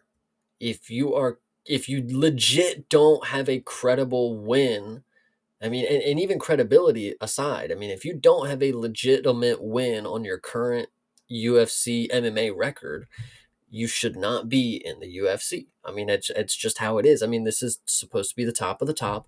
If you are 0 and 4 to people who are unranked, you are clearly not even supposed to be even here. So that's just Yeah. the way that has to be. I'm Right. sorry. Yeah. I mean, you get as much rope as you need to show your true colors. You get enough rope to unfold yourself and reveal yourself to the general public based on your fighting abilities. We have seen everything we need to see out of this person. Yeah, 100%.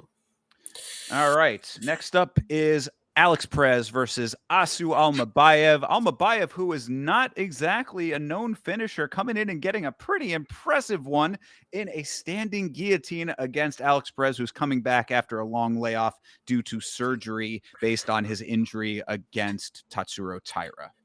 I think there's a lot for me to say about this, and I want to Please. start. I want to start by when the fight is walking out. Alex Perez is on his way out.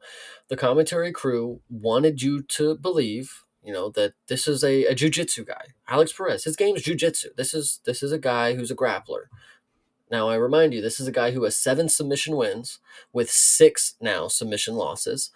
this is quote unquote a jujitsu guy. And my point that I would like to make, as soon as that I heard that, I said, yeah, you've been submitted 5 times. If you're calling you a jujitsu guy, that must mean you are not a good striker. You are not a good striker if that's what they're going to fall back on. But I want to admit that I was wrong with that assessment, and I want to admit that the commentary fucking stupid, because Alex Perez actually had some really good fucking striking in this Oh, fight. you were okay with the thigh strikes then? I Thigh strikes aside, I thought Perez had the pace, the pressure, and the mentality of a striker. It's not that he was going in there with the idea that I'm going to strike, and then I'm going to drop and dip. He was going in there and actually pushing some shit around. He was throwing some heavy bombs that made Asu, dude. There was the thought in the first couple rounds. It's like, holy shit, like Asu Amabayev really does not like to get punched. Like, he is genuinely running across the cage most of the time that the strikes are coming at him. So I was very impressed with Perez when it came to the striking, because he genuinely made me believe, like, there's a good fighter there. I can see it. I can see it now. I understand it. I know he knocked out Mateus Nicolau, but that dude sucks. This right here, the striking right here against Asu, I mean, he was making him, again, run across the cage just like Manel Cap did. And this is supposed to be a jiu-jitsu guy, a grappler, whatever you want to say. So I believed in it. Alex Perez was looking really good for these first 2 rounds. And it made me start questioning, how overvalued has Asu Amabayev been? Because these first 2 rounds, Alex Perez, who we know is not very good, he was pushing you around, doing whatever he wanted to you in these first 2 rounds. What's even funnier is that, the round 3 starts, and it is almost like life or death for Asu to get this choke. And granted, credit to him, he got this fucking choke. I remember when the fight started, I said Asu Amabayev looks like a spider monkey for some reason, and then that choke solidified my point even more, because the way that he climbed to this guillotine and sunk it in and had all the pressure, he was very fantastic. Not something we see every day. I'll give you that. But for somebody like Alex Perez, who has been submitted 5 times before this one, I question how good of defense it could have been if it was somebody who hasn't been submitted that many times. I'm sure there's somebody out there who wouldn't have got caught in that, because up until that point, Alex Perez was doing so good at other things, and then this happens. So I'm. Go ahead. I'll I let was you. gonna say, let me jump in here because this is another one where you're framing things in a way that I think is not correct when it comes to Asu Almabayev, and to say that he's been overvalued based on this skill set, it goes back to this divide that you and I have as to how fights are navigated. Because what I have in the notes is that Asu Almabayev was controlling the range and the movement very well early on, and if you recall, for Asu Almabayev, he has a style and a game plan that lends itself to that. The only time that he's really had trouble with his game plan was Manel Kopp. And why was that? Because Manel Kopp was fouling him like a complete asshole. Now, take that one out of the equation. What he does is he uses speed and movement to tire out his opponents, to get them off of their striking game so that he can get in for the clinching and then get his game plan off at close range. And like you said, Spider Monkey, he's all over his opponents once he has his hands on him. He just needs to work his way in. So I think you're absolutely right in the assessment that Perez is a better striker than people were giving him credit for, if that's what the assessment was. Like,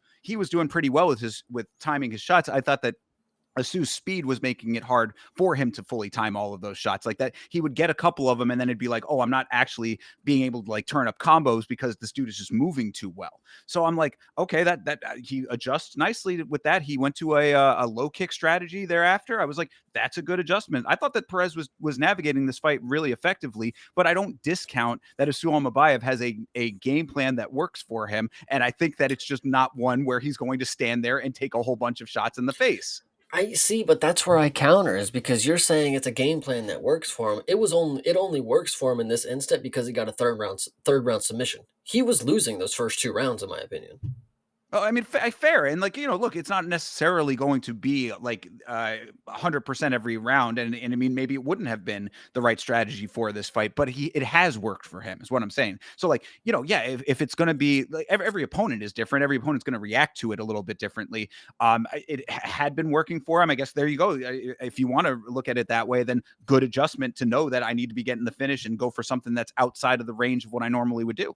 Yeah. No, So I definitely agree with you on that part. I think This is I don't know. When I look at Asu Amabayev after that performance, I think of the level that Alex Perez is on the feet.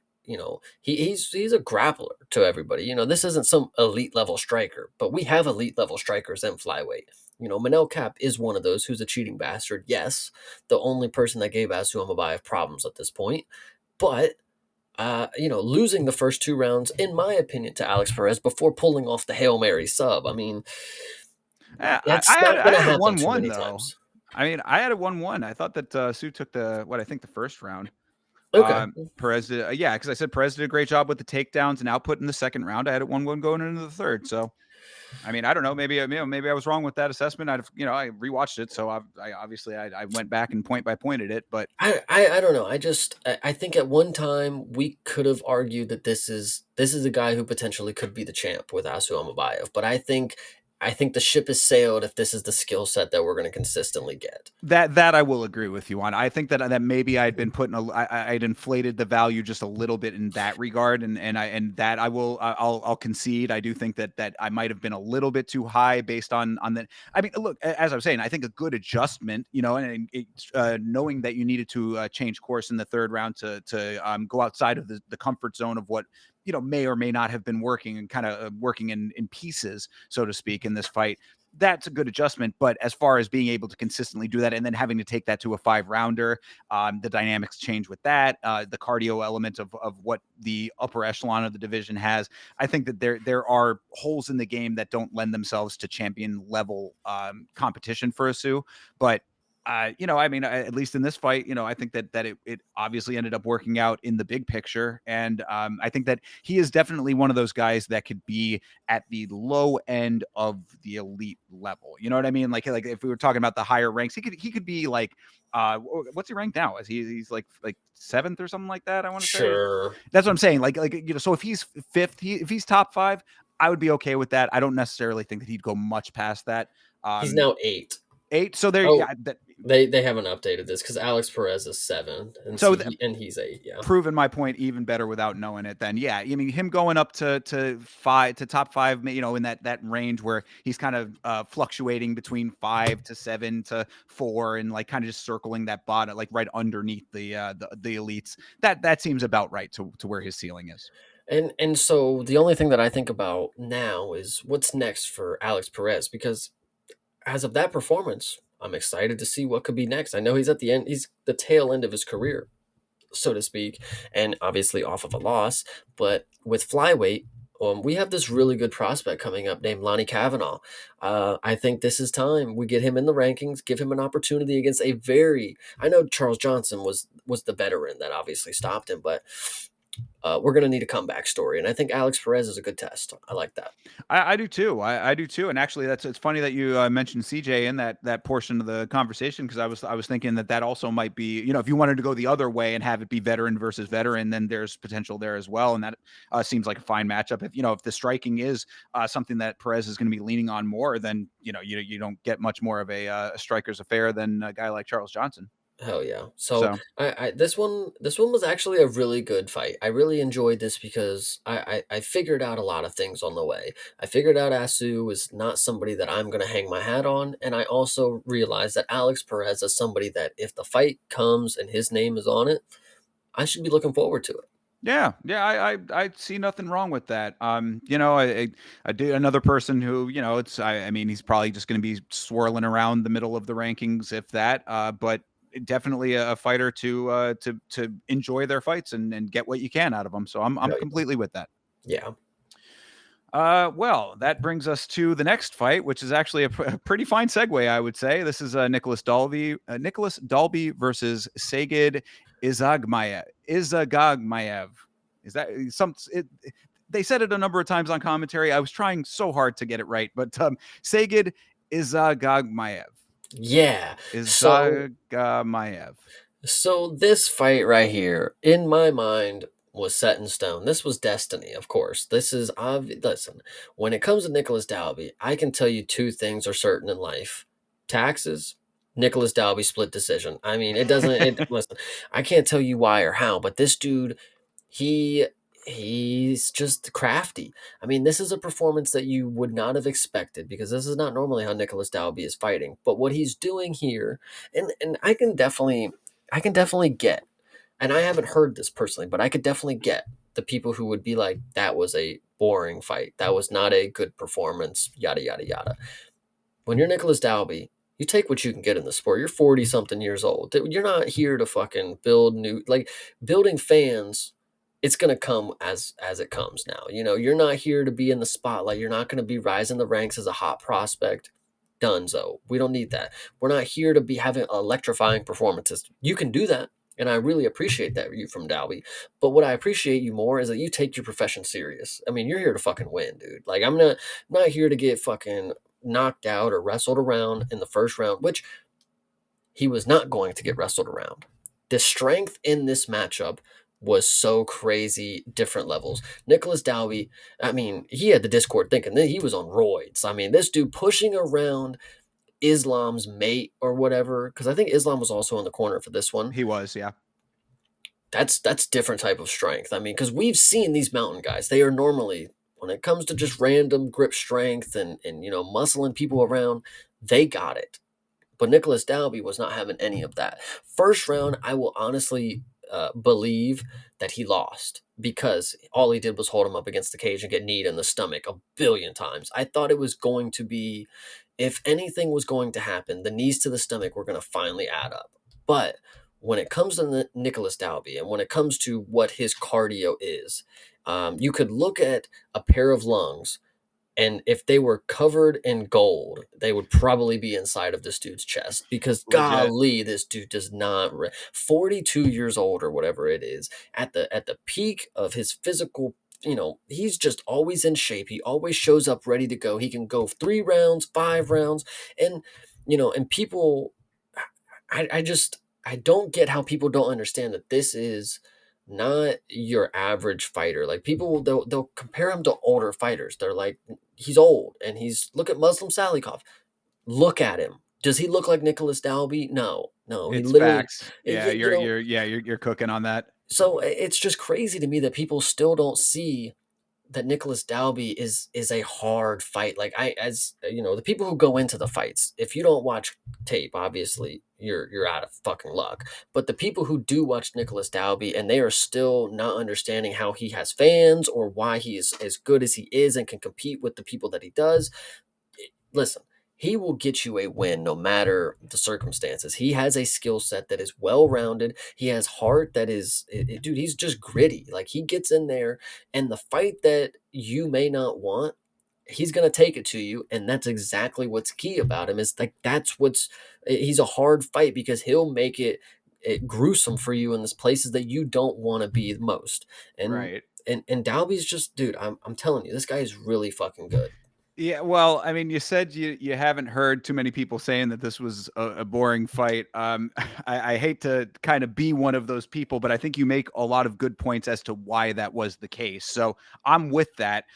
You know, fan of Dolby. Obviously, I was shouting out Bloomis at the beginning of this thing. Bloomis is in the chat watching along with us, so you know we're all rooting for this dude to do it for Denmark, and doing it for Denmark was, you know, it made us all very happy there. That being said, I don't think that you can deny that this really was fighting with a very distinct game plan in order to get the win, you Yeah. know, because this dude was wall installing a lot of this fight. Now, I mean, granted, it did kind of come back the other way at times, but to your point about his strength, he reversed a lot of that as well. I mean, you know, what I would say on the other side, you know, we talked a whole lot about Dalby here. You know, gave a good rundown of everything on that side of things.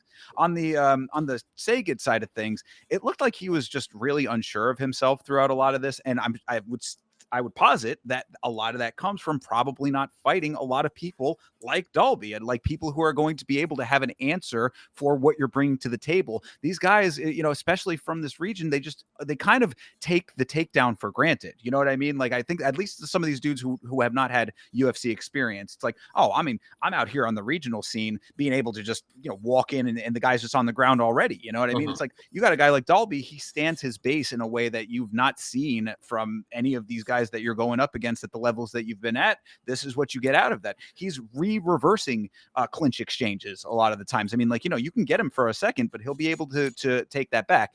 That all being said, Dalby, what I would have liked to have seen, the only thing that would have made this like a win that I could be like, damn, Dalby, you really done did it, would be a little bit more activity when he's in those positions. I know, I understand, because you say, oh, you can't do that because that'll give the other guy the openings that he wants. I get that, but you got to a little bit, man. I mean, to an extent, you got to do something more than that, because for them to get broken up on the cage, when the referee had to step in and say, all right, enough is enough, and then it immediately goes back to that, and then it's just the same thing. Now, it didn't exactly happen here. There was a little bit more in between there. And when Dalby was at range, he was trying to go for the striking. So, fair on that point of it. But like, you know what this fight was. This was 3 rounds of wall stall pretty much, and with a definite reason, with an understandable reason. But it's got to be a little bit more. And I know that he's not trying to win fans. You made a good point with that too. I'm just saying, as a guy who is a fan already, give me a little bit more meat on the bone. What I want to say is the thing that I took away from this fight. And you talked about Sagan not being sure of himself. Maybe the confidence wasn't there, the light's too bright, whatever you want to say. There were moments where the only moments that he had success, really, is what I'll say. The only moments that he had success in this fight are blatant mistakes from Nicholas Dalby. Dalby ended Fair. up on the bottom because he tried to fucking trip him, and then he just tripped him back, and then we get a full mount from Sagan that he does nothing with, and Dalby gets back to his feet. I think there was another moment where Dalby like just randomly ended up on the bottom, and it's like, what are you fucking doing, dude? But then Sagan did nothing with it, and it's like the worst mistakes that Dalby could have made happened, and Sagan was unable to enact any. It's the same thing with Shamrock. You got him in full mount, bro. There's no getting him back to that. Like, you had him. Like, Right. you already fucked up. If you got to think about doing it again, cut your losses, figure something else out, because they're gonna be wise to it the second time around. And in this fight, Dalby had those moments where I was like, oh shit, he really just fucking put himself right into the danger zone. But in typical plot armor fashion, Nicholas Dalby don't have a fucking problem putting himself in bad situations. You know, uh, I just genuinely do like watching this dude fight.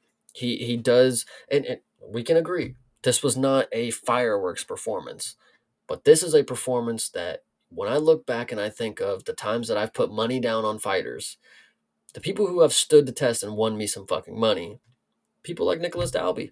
It's true. I mean, it is not a fireworks performance, but a performance that gets the job done by split decision. By split decision. Yep. Yep. Which is, hey, look, a win is a win is a win. And I really, I go back to that point that you made, about his age and him defying his age, and right now, like where he's at. He's actually one of those people that I think was part of the conversation, because I had mentioned this on the watch along, where I was saying, if now he's not in this part of the category, but if you are a fighter who has been consistently losing in the UFC, I personally believe that it's okay to go to another organization if you want to get your wins back and you just want to make a little extra cash at the end of your career. He defies that. And like, and doing these types of fights and fighting the way that he fights, like in a performance like this is how he is able to defy that. So Mhm. I think that it all tracks, and I'm completely okay with it, bro. Do whatever you can or want to do for as long as you can do it at this level, because you're really, he's the prototype of a guy who does defy his age. I mean, I have that clip from a while back, where I think it might have been the Fakradinov fight, where I was me and Vitz King were sort of memeing on his breathing patterns. Bro, we can make fun of it, and it was a nice little joke there. Keep fucking doing it. Yeah. Whatever is making those lungs as golden as you described them, Chase.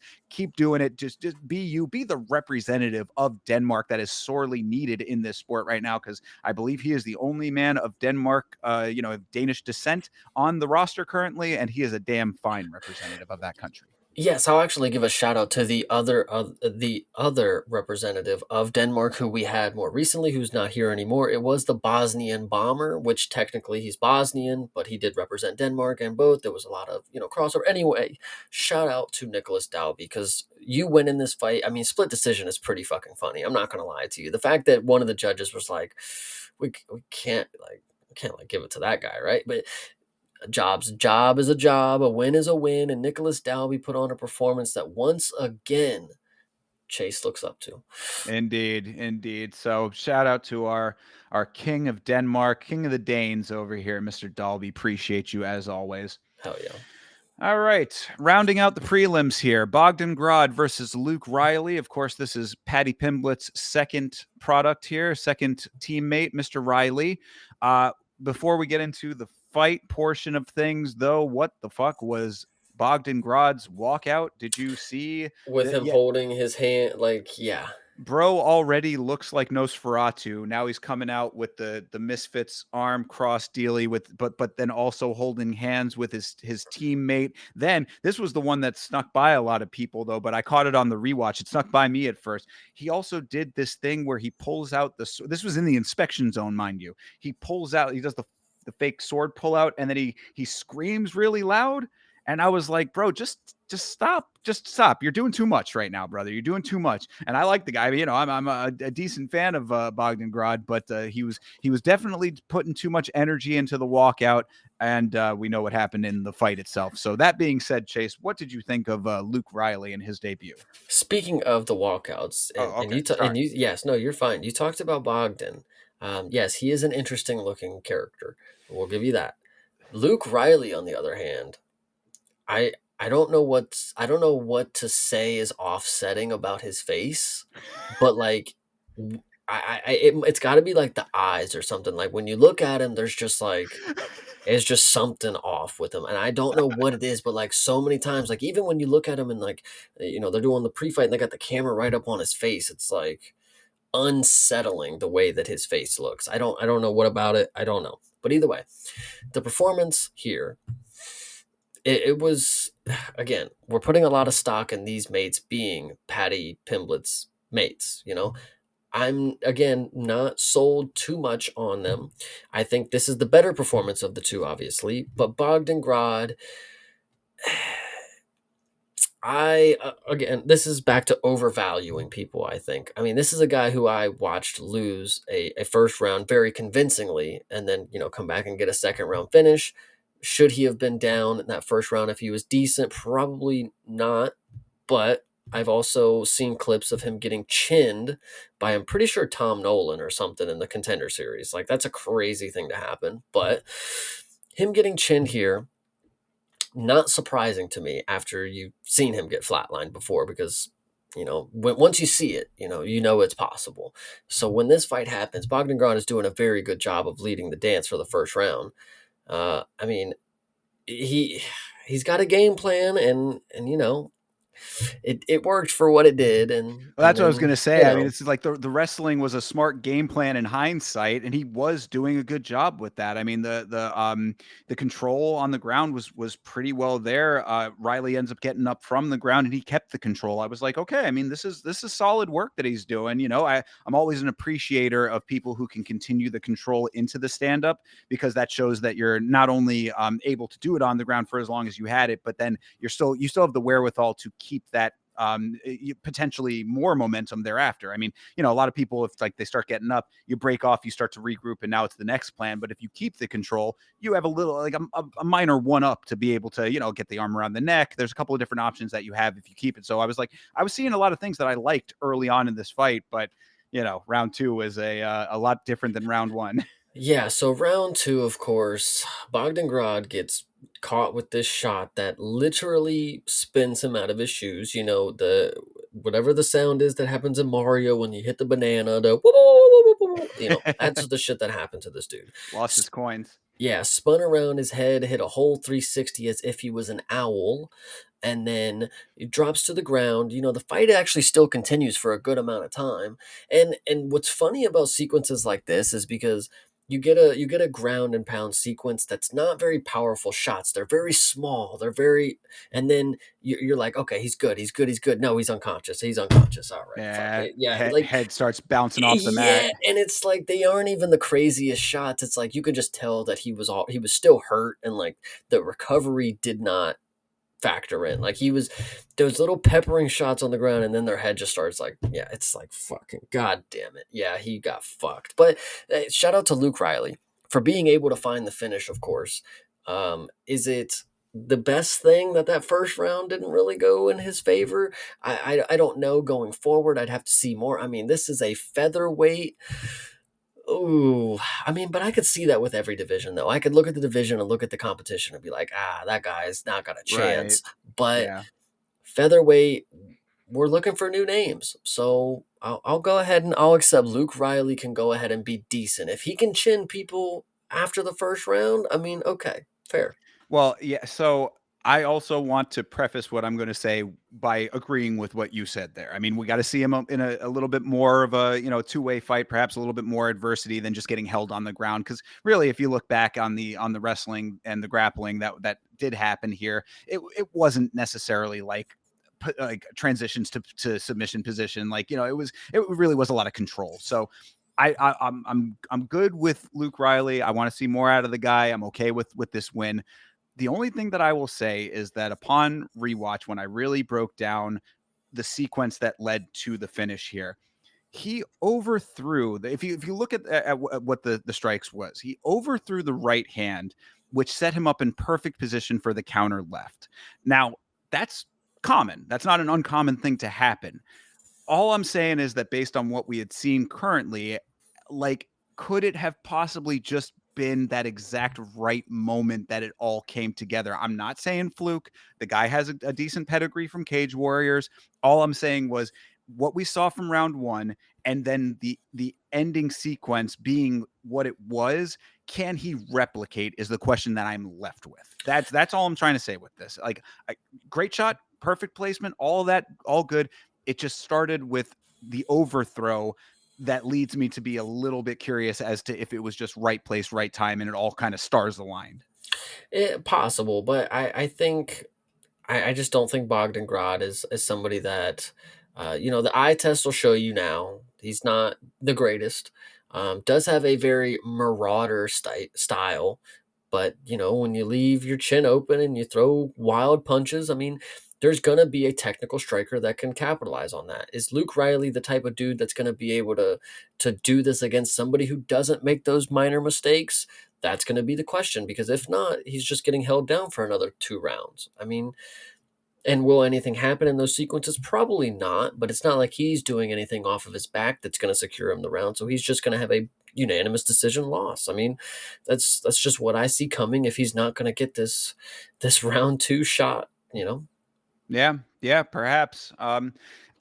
More data needed, I guess, is what Yeah. I'll be left with on this one. And fine though, good. You get a knockout in your debut, all good. You get the chance to do it right there again, and potentially against somebody who's going to be a little bit more suited to your style and or give you a different type of challenge. So we will get that, and I'm perfectly okay with that aspect of it. Yeah. And if Luke Riley does not work out in the UFC, then he'll always have a job as the stand-in for Killian Murphy because bro looks a lot like dude from Oppenheimer. I think, and Killian Murphy's an interesting looking guy too. I think you're cooking because there's something unsettling about both of their I faces. mean, I very rarely switch the tab, but just to, Yeah, to go ahead. just to Let's see show it. you here, this picture specifically was the one that made me see it. You see that he's got the high cheek kind of deal going on. Mhm. Yeah, that was the one that did it for me as far Yeah. as the assessment.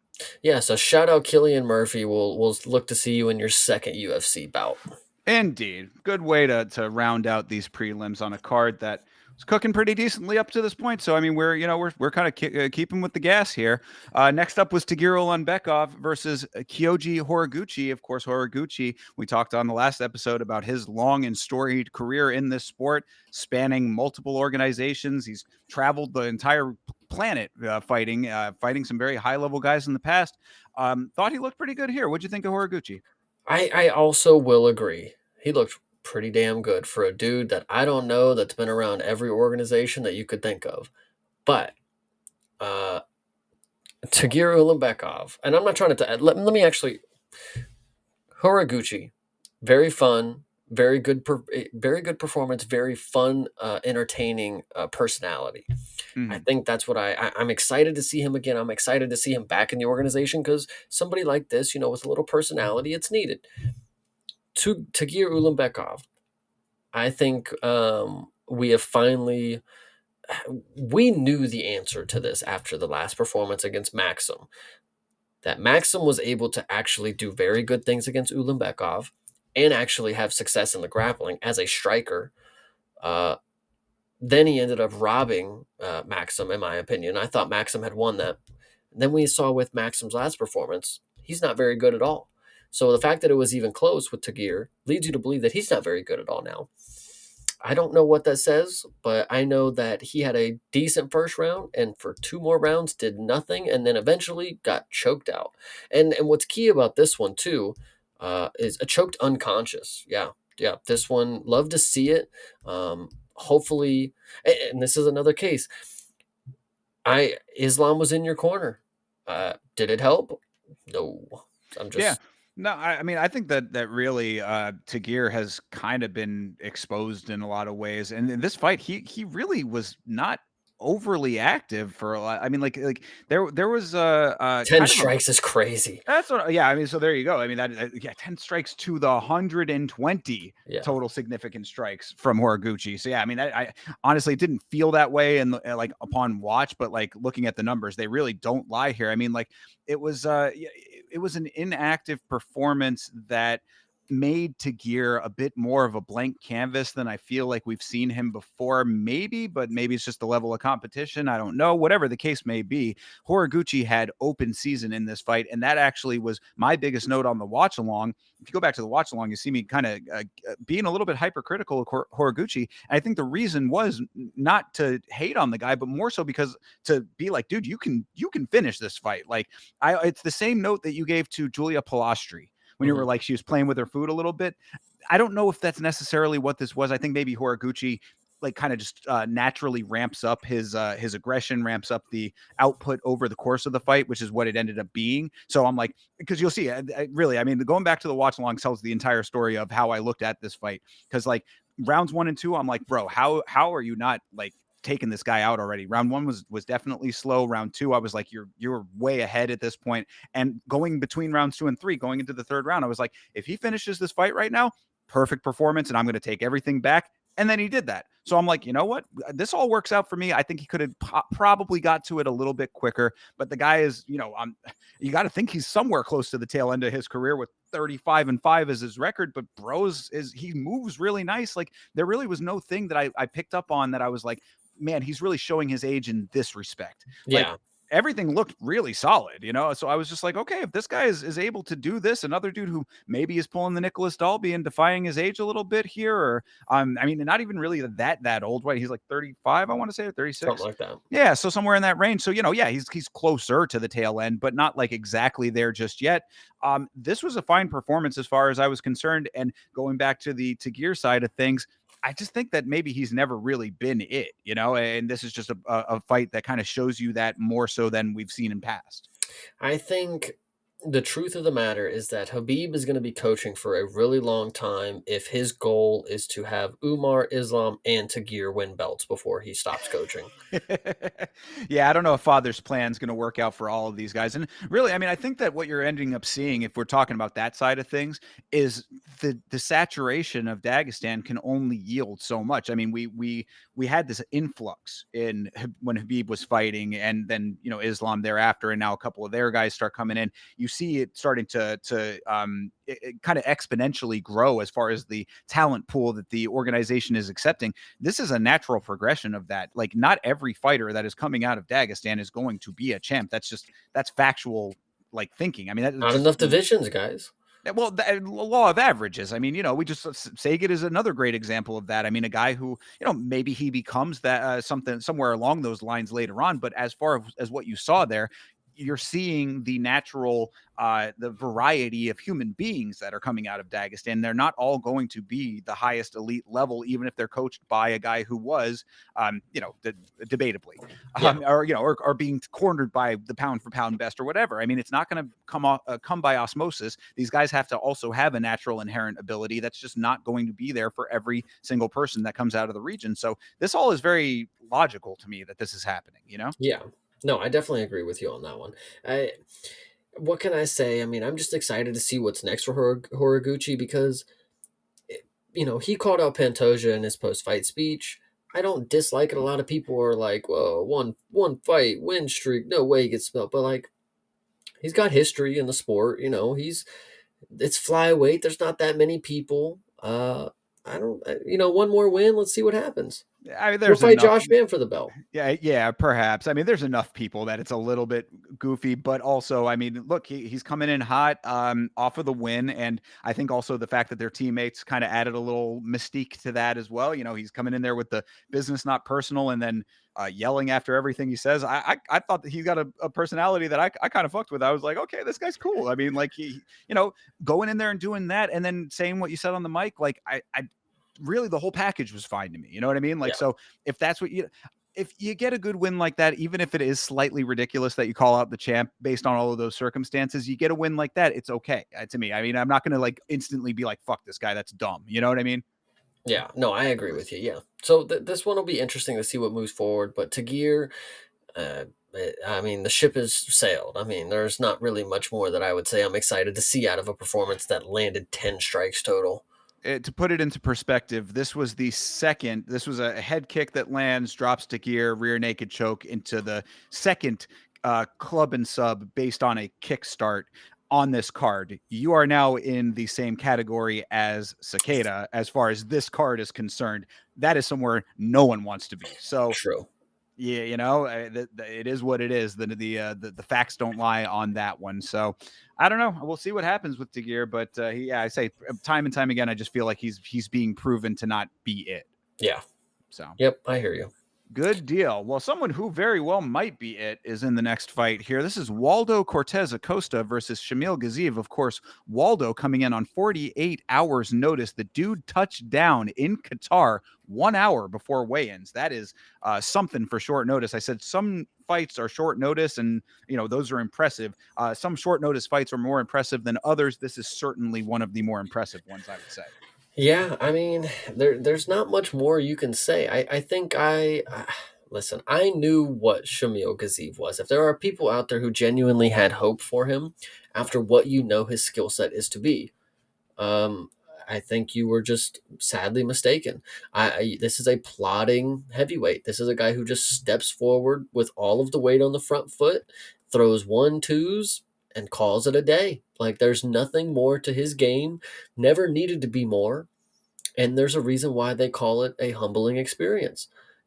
Waldo Cortez Acosta, he is not the best, but he is a crafty veteran at this point. He knows how to win fights. He will do exactly what Nicholas Dalby will do. He will make it boring to win fights if that is what he comes down to. You can ask Rebelis Despagne.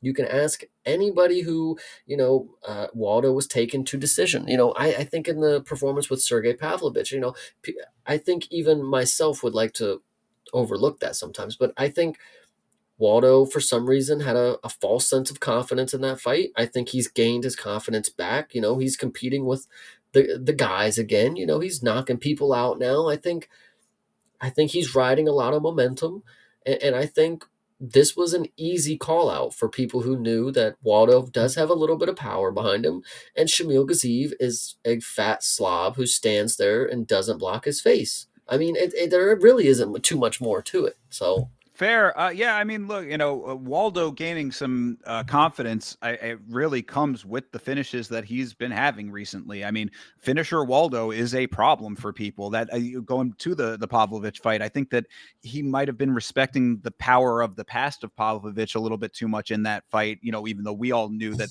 Pavlovich has changed significantly. yes, That right. I mean, in the broad scheme of things, it kind of is the right mindset to have. I mean, he's the one in there. Pavlovich still is who he is, regardless of the dynamics being different. You know what I'm saying? I mean, like, I think it's an understandable mindset for that.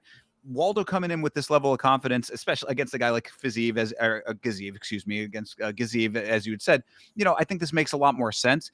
And I think that Gaziv gave him a fight that really played right into his hands, because going through what happened in this fight just a little bit, pressure was on early from Shamil. I mean, he was the one advancing.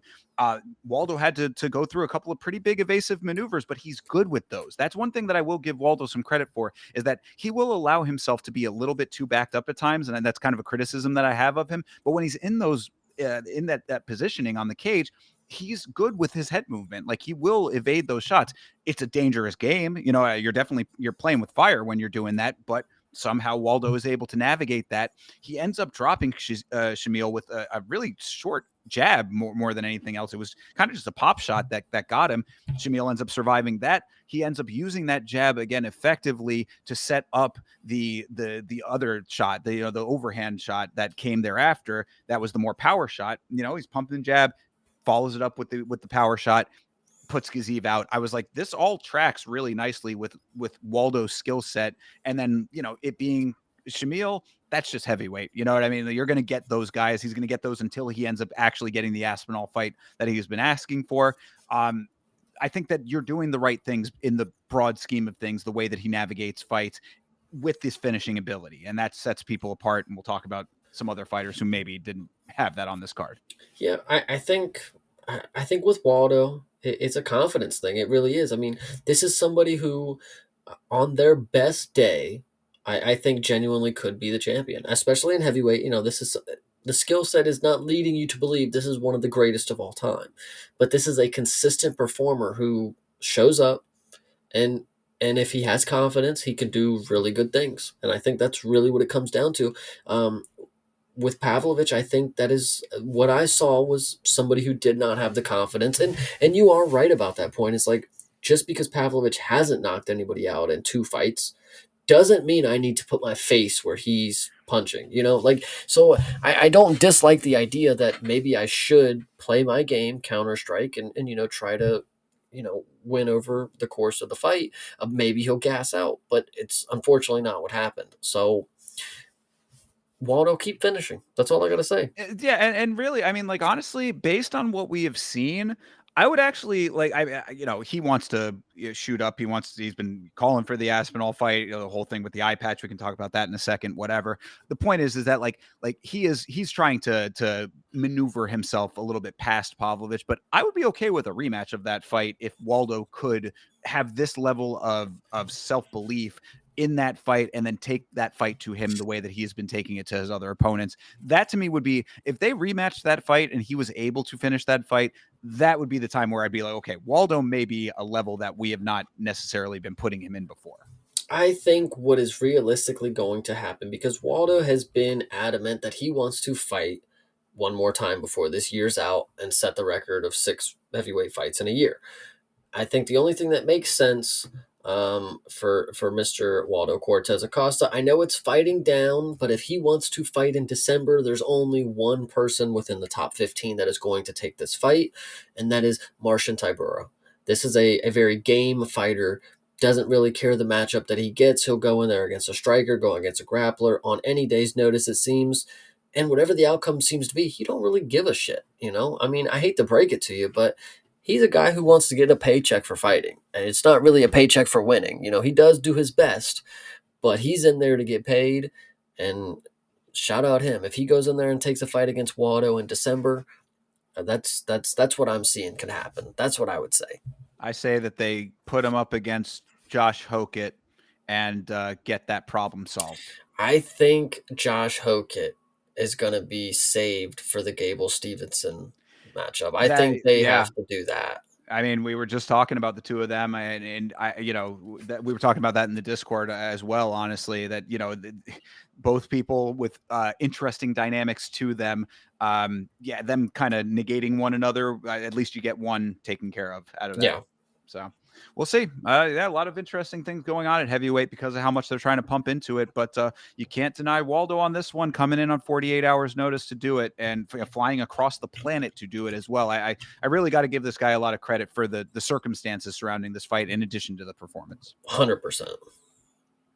All right, moving on to the next one here is Miktabek Orlabai versus Jack Hermanson. Do you want to run down all of the dynamics of this fight one more time for people who are not aware? So the dynamics of this fight is that Jack Hermanson in his last performance was knocked out by Gregory Robocop Rodriguez at 185 pounds. He has decided to step down to 170 pounds after that performance. Miktabek Orabai in his last two performances have missed weight by more than like 3 to 5 pounds, like to the point where they have to switch it to a catch weight bout at Right. 165 pounds. Therefore, Miktabek is stepping up to 175 pounds to meet Jack Hermanson in the middle of the weight clash that we have here. Now, some people will say that stepping down a weight class after a brutal knockout is not the greatest choice. There are also some people who would say Miktabek doesn't have scales in his cave, so how could he ever make weight? These are things that you can ask yourself, but the only thing that needs to be said is that in one round, a grappler from 155 pounds knocked out a grappler from 185 pounds in the first round with a grazing shot to his eardrum. I mean, you really can't even make this shit up. How this sport works sometimes. You would think, oh, 185-pound man, 155-pound man. This is why we have weight classes. This surely should not be the matchup that we get because this is a guy who carries the mass of a 185-pound man. This is the guy who carries the mass of a 155-pound man. But nope, we get Miktabek Orabai walks in, throws straight punches straight down the pipe, and then eventually grazes Jack Hermanson's earlobe and knocks him out. I mean, it's what I will say about this one too, just before I let you go, because I Sure. think it's important to note. This is a knockout that you question how it knocks somebody out, right?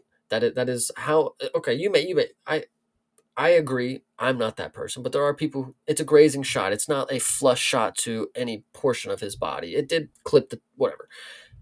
This is one of those moments where you know for fact this was not no dive. This was not no paid off moment. No, this dude really went unconscious, like from a shot that grazed his head. Like, Neil Magny fell over and people are like, that looks a little weird. No, this dude got folded like a lawn chair with this shot. Like it 100% was real. I just want everybody to know that if you were questioning if the shot landed, watch the way he falls. It Oh, was a clean shot. no, I mean, anybody who like pays attention to this sport should know that a shot directly on the ear, even a grazing shot, because you Yeah. are correct. I mean, the shot did go past his head a little bit, but enough connection on the ear. I mean, that's Felder was talking exactly about it. It takes your equilibrium out, and I was like, yeah, it certainly took out his equilibrium, as it also took his soul from his body. Because I mean, yeah, he had eyes wide open, Yes. staring off into 1,000 yards up into the ceiling. So I mean, it really was a soul taker of a shot. Um, you said about the straight shots of Orlby. That's the only real other thing that I had a little bit of an issue with, but not.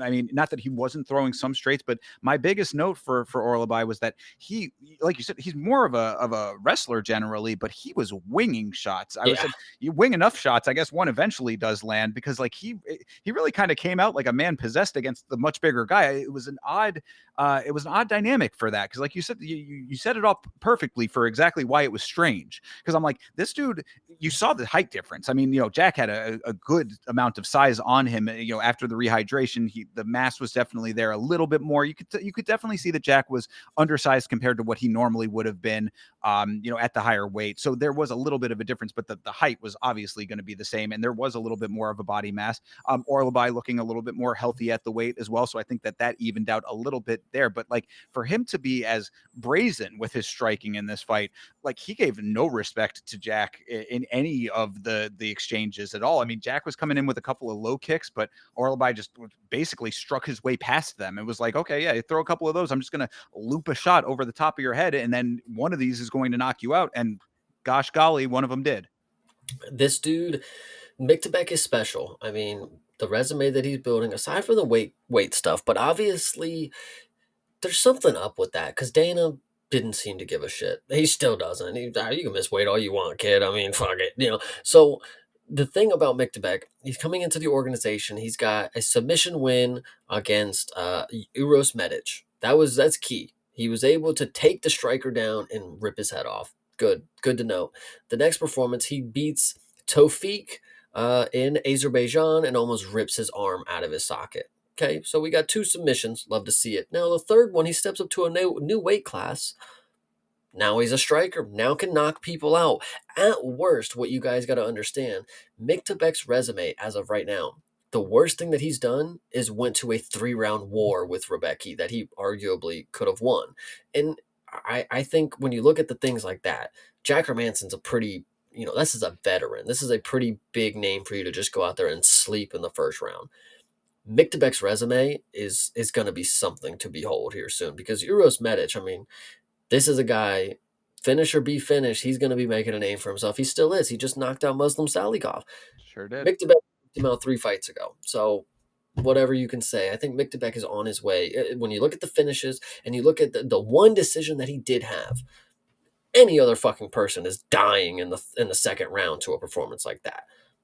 This is really key. I mean, Miktabek is going to be something really, really special. He already is. But and I don't even think he looks like he doesn't even understand what it would mean to have a rank next to his name.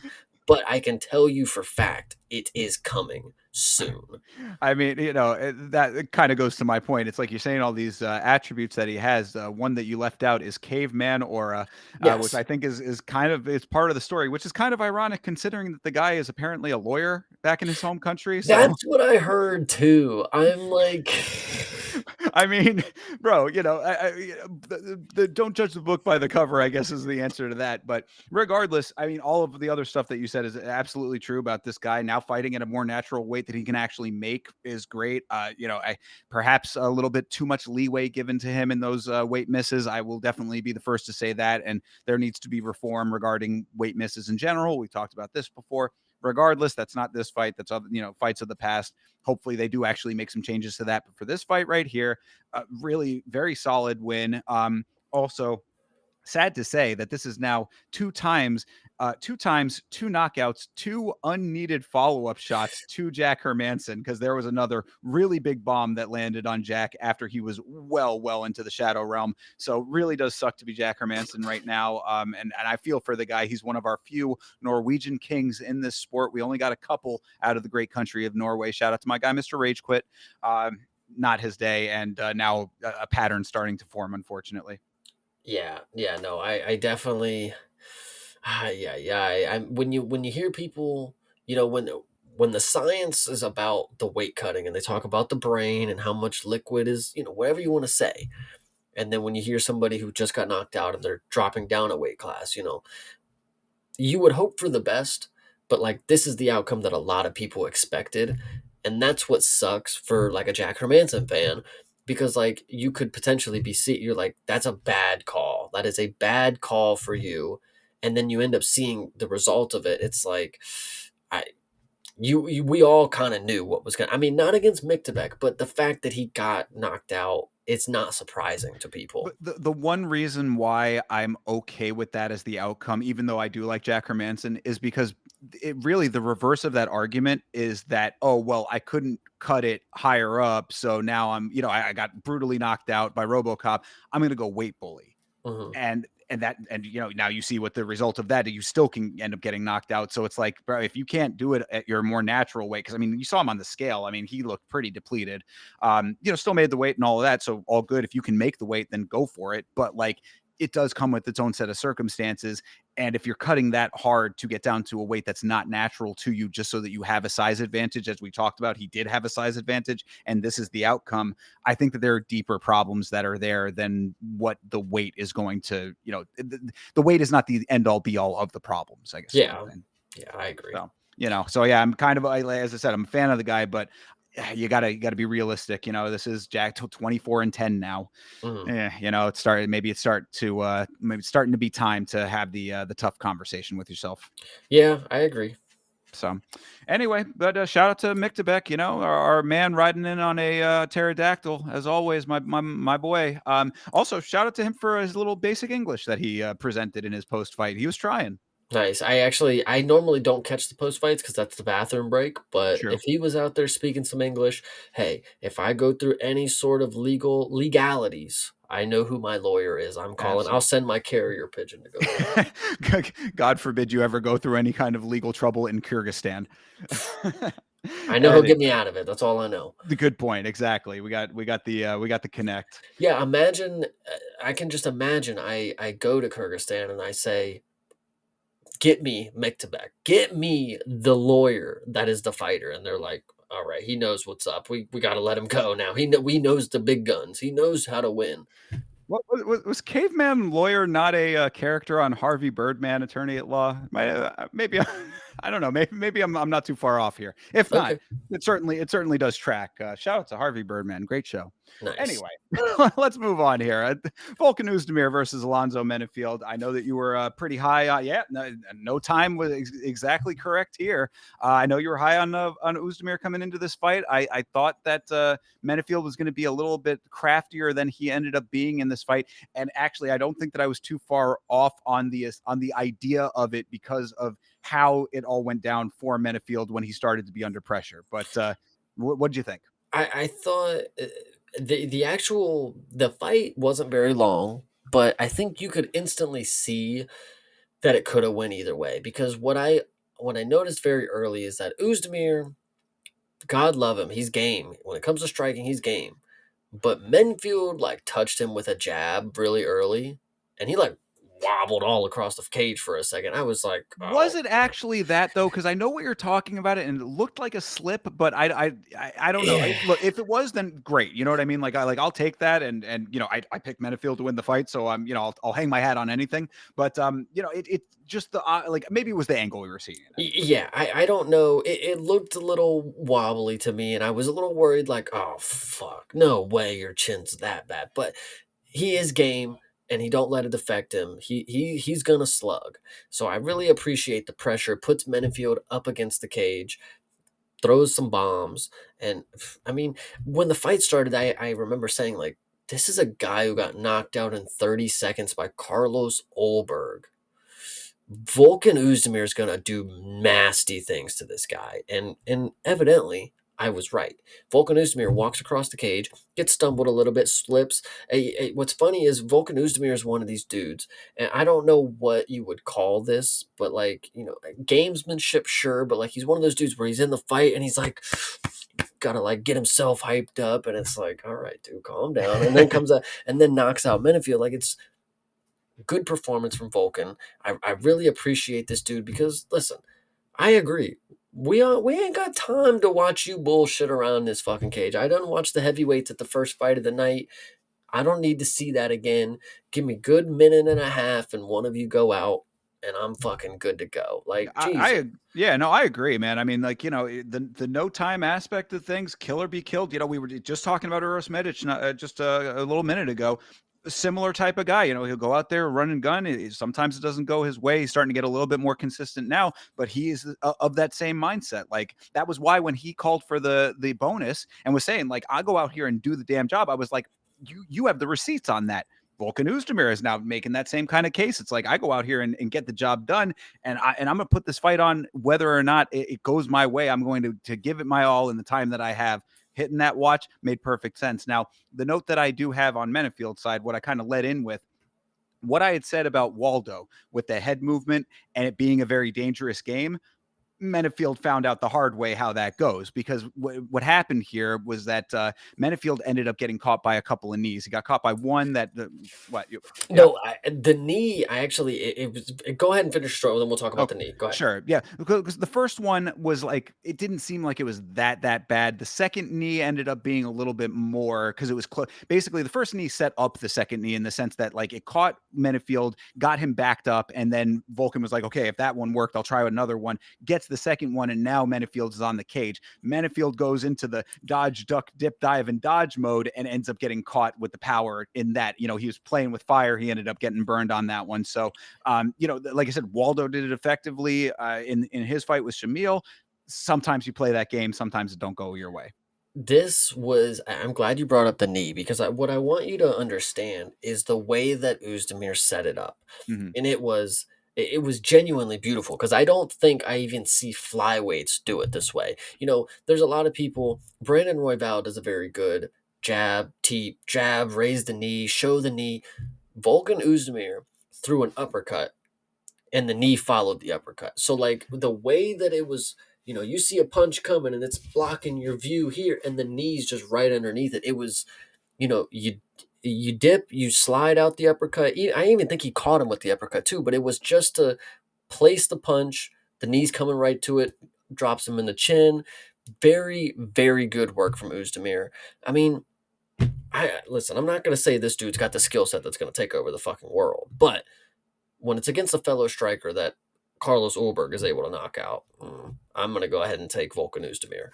Yeah, yeah. I mean, I think that this was a very solid performance, and another guy, like you said, understands the assignment, which is, Yeah. it seems like not everybody in this sport is of that mindset, and this dude does. So good deal here. I almost wanted to say that it looked like the way that Menefield went down. It was not an early stop. I'm not saying that it Yeah, was. I no. wouldn't. But like from the angle that we were at when we were a little bit far back, it did look like because he was kind of hunched over, and so you were like, oh, maybe he's still with it, and it was just like, oh, he got TKO'd. He ended up collapsing into the referee, and I was like, oh, well, that takes care of any doubt that you might have had in your mind. I was like, oh, what a bad visual that was, unfortunately, for Alonso. Yeah, the finish, it is one of those ones where he's like stuck in time standing, and then he Yeah. takes three extra shots. It's like, all right, he's done, he's done, he's done. Oh, really had to wait for him to hit the mat. Like, come Yeah, on. and then because it's like he goes down to the single knee on the mat, and you're just like, okay, maybe he's just accepted the loss, but then it's like the collapse on top Yeah. of it. It's like, oh god, that's an unfortunate visual, unfortunate optics. Yeah, 100%. But, So well worth the visual, I will tell you that. 10,000%. Absolutely. Uzdemir, really, really nice performance on this one. And a card, going down up until now, we're coming into the co-main event here. A nice little spat of finishes here. So this card really did end up delivering in a nice way. And we'll talk about the co-main here in a second. So, Hell yeah. yeah, anything else on this one? Shout out Uzdemir one more time. There you go. I like it. All right, let's go into the co-main event because I'm pretty sure we'll both have some interesting thoughts on this. This is Bilal Muhammad versus Ian Machado Gary. We just to set this up, we were on the last episode. We had a conversation about finishing ability from Ian Gary, and that was my big criticism. To the point where I didn't have a lot to pull clips from for this. For last week's spat of shorts that I put out on the channel. I pulled this clip because I thought the conversation was a good lead into this fight.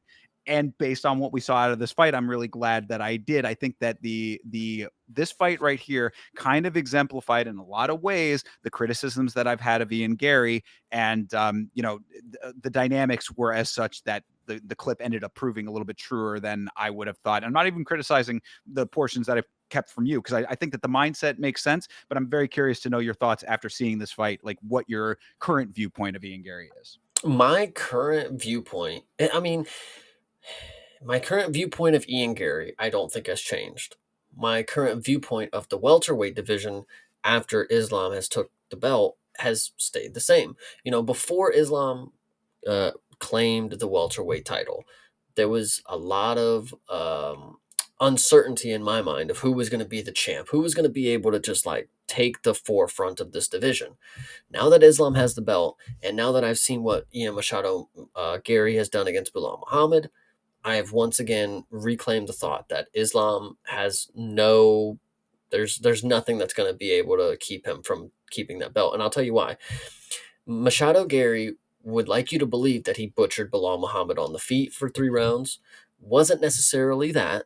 Ian Gary actually, left a lot of openings for Bilal to take advantage of him in the striking, and he actually didn't. This was a fault on Bilal. Once again, he's trying to show you that he's a striker, and he's not necessarily the best at it.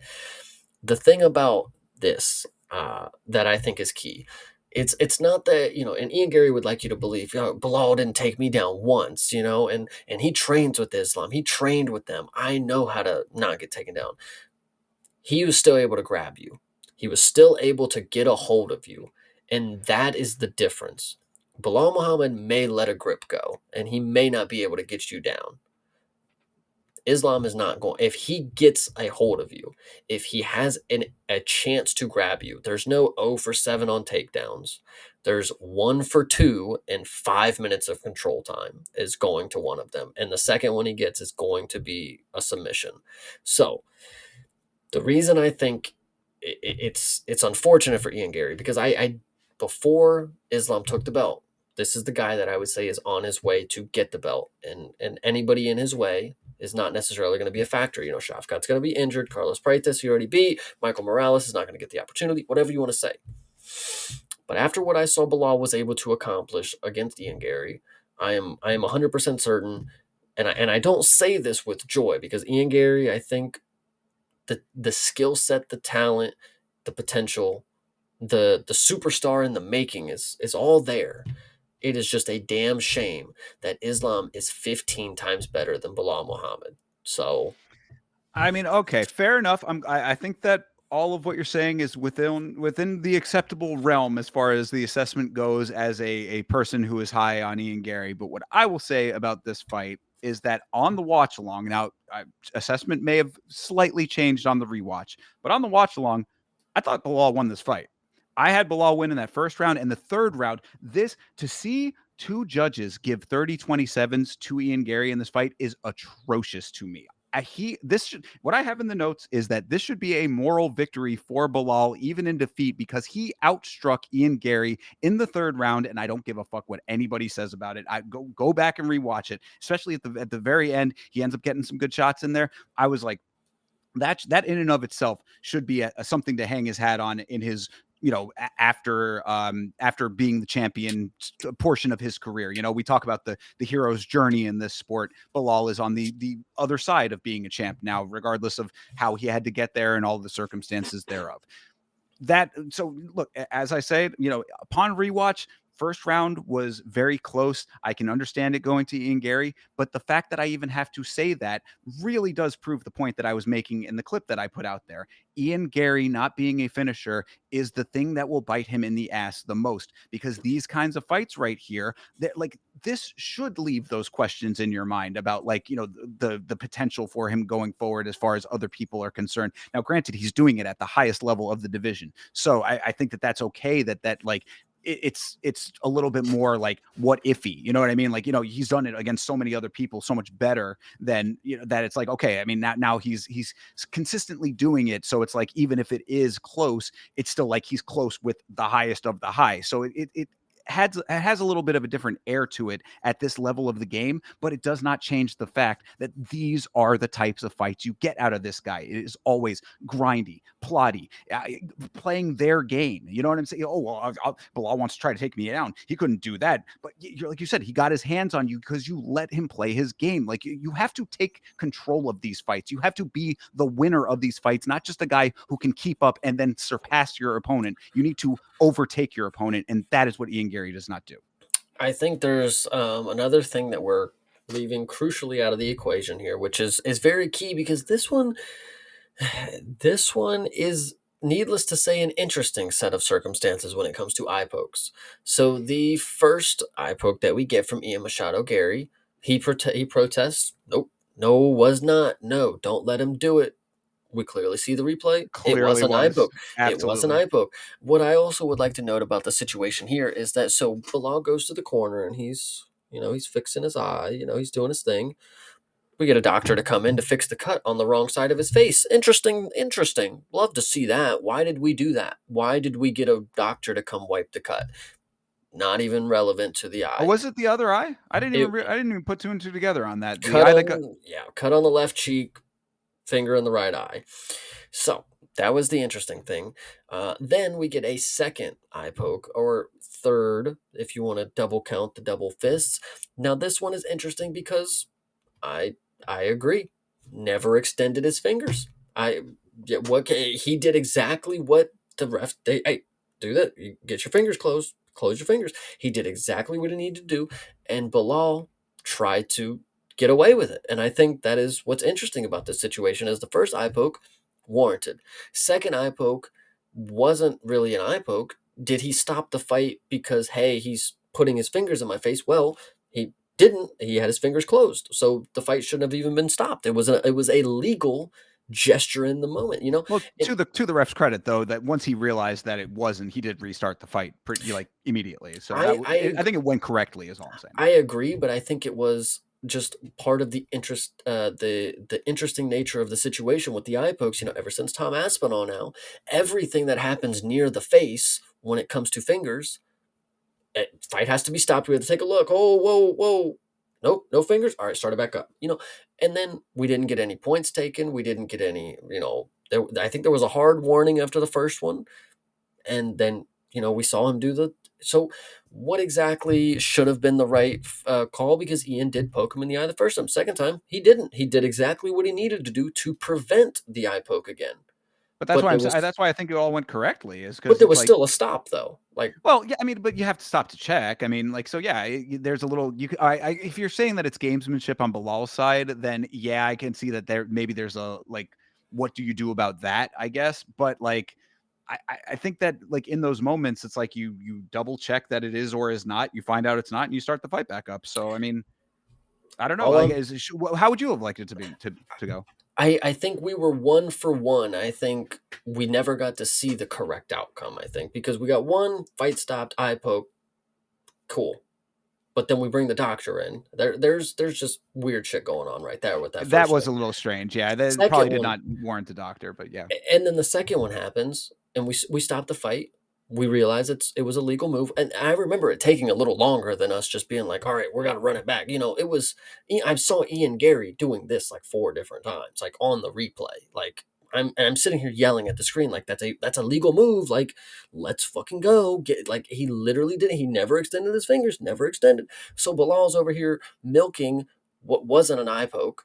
So we're 6 7, we were just weighing the options here of like what was the correct way to go, because we do have an eye poke and we do have the fight stopped, and it was taken a little farther than it needed to be with an eye poke. Then we have a ghost eye poke that was again taken further. It was taken to the extent of an eye poke, and then we find out it's not an eye poke, and then fight just goes back on. It's like, yo, the dude just fucking lied. The dude just fucking acted like he was poked in the eye. Like, and we saw on the replay he was not. So I don't know. What do you do with all that information? I don't know, but the facts are the facts, and that's just what I witnessed here. So, Yeah, yeah. No, I mean, it's an interesting dynamic. I mean, I think you raise a good point about like, because it's like, if you, it depends on how you want to perceive that. Because on the one hand, you could say Bilal was just reacting to a knuckle in the eye that he could have thought was a poke, and either way, he's just reacting how you would naturally react, either poke or knuckle. and Oh, you ow, know, ow, ow, hurt my and, eye. You know what I mean? and then you could go back and think about the Yoel Alvarez and Vicente Luque fight. Legal strike ended an eye poke. Should have been a TKO. We start the fight back up because we don't know what the fuck's going on. So there's just too many things that could happen. So I think asking for the right resolution, it just doesn't even fucking matter, because we're gonna see a dude who doesn't get poked in the eye stop the fight for a timeout. We're gonna see the same dude get poked in the eye, stop the fight, and then they bring the fucking doctor in. Like Well, nothing is right about the situation. for sure. And I mean, and this, again, we're broken records on this one, but this is why, at least in my estimation, there just needs to be at least a harder set of in writing criteria as to how these things are handled, so that at least you get closer to a standardized methodology that's going to work for these things. Like you have a list of the criteria, you have a list of the things that have to happen when these things happen, and then if because this sport is so unique in the sense that there is so many micro movements and small motions and things that comprise all of these things. Like it's a lot of in the moment differences that make every fight unique to itself. So it's like if you get closer to standardization, then there's still going to be a little bit of variation. But if you're taking the bandwidth from, this far out, then you get it to this far out, and then you can still at least be within that smaller range, as opposed to the free for all that you get from it being as wide open as it is right now. Yeah, 100%. So, but I I agree, though. I do think that does add something to the dynamics of this fight. Um, That aside, though, I mean, I don't think that, thankfully, at least, we did not get this to be a full-on fight-altering set of circumstances, the way like what you're saying with the Alvarez and Luque fight was. Yeah, I think, in my opinion, I know there's people out there who will tell you that Bilal Muhammad is, and I'm not saying it in a way that I don't believe this personally. There are people out there who will tell you Bilal Muhammad is a top contender. He's never been finished, whatever you want to say. For me personally, Ian Gary not finishing Bilal Muhammad for what I believe Ian Gary possesses on the feet, I think this is a notch down from the stock that I had in Ian Gary. Because in my opinion, from what I believe the future Ian Gary was supposed to be, that finishes Bilal. That butchers Bilal on the feet. That's So really all I wanted to hear out of this conversation, because that was part of the clip was, you saying that this should be the turning point of where the next evolution of Ian Gary is. And I was on board with that. I'm like, based on what we have seen out of Ian Gary coming into this fight, that would have been exactly appropriate. Would be, especially Bilal later on. We just talked about, how past being the champ he is, and now it's starting to be that time where he should be finishable, perhaps. I mean, even if he is tough, it's like this is the exact right time for it to happen, with the exact right opponent for it to happen with.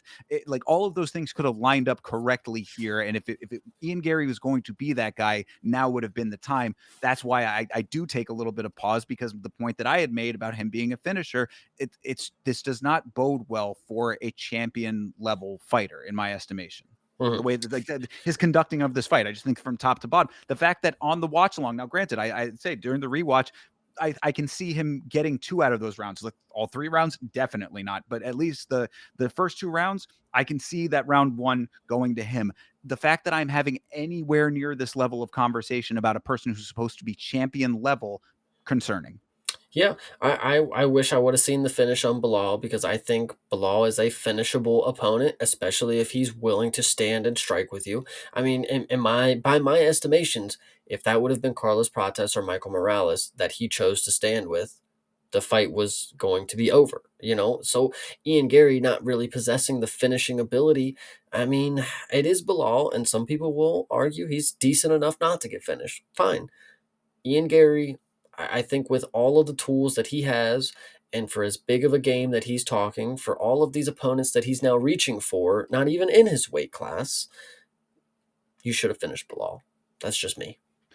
When you say reaching, or were you referencing him reaching to pat Hamzat on the back and Hamzat turning it into a? Reaching over to shove him further across the room. Yeah, Yeah. that was a very strange situation there, because to Ian Gary's credit, outside of the cage, he does seem like he wants to be somewhat friendly with him. He apparently hugged Shavkat on the way out to the fight, He did. I So saw that. yeah, I mean, I didn't actually see it, but I did hear that happened. So great. I mean, like, him being a little bit more of an ambassador for himself, really, somebody who's a little bit more of a shake your hand kind of guy. Because there was another clip that I had seen, and I forget who it was, but it was like somebody eating lunch or something, and he like came up and said, hey, shook his hand and was like, hey, we're not fighting right now. We're just, everything's cool. I just want to say hello, have a good week, that kind of thing. I was like, that's how you should be conducting yourself, in my estimation. Anyway, I appreciated that out of Ian Gary.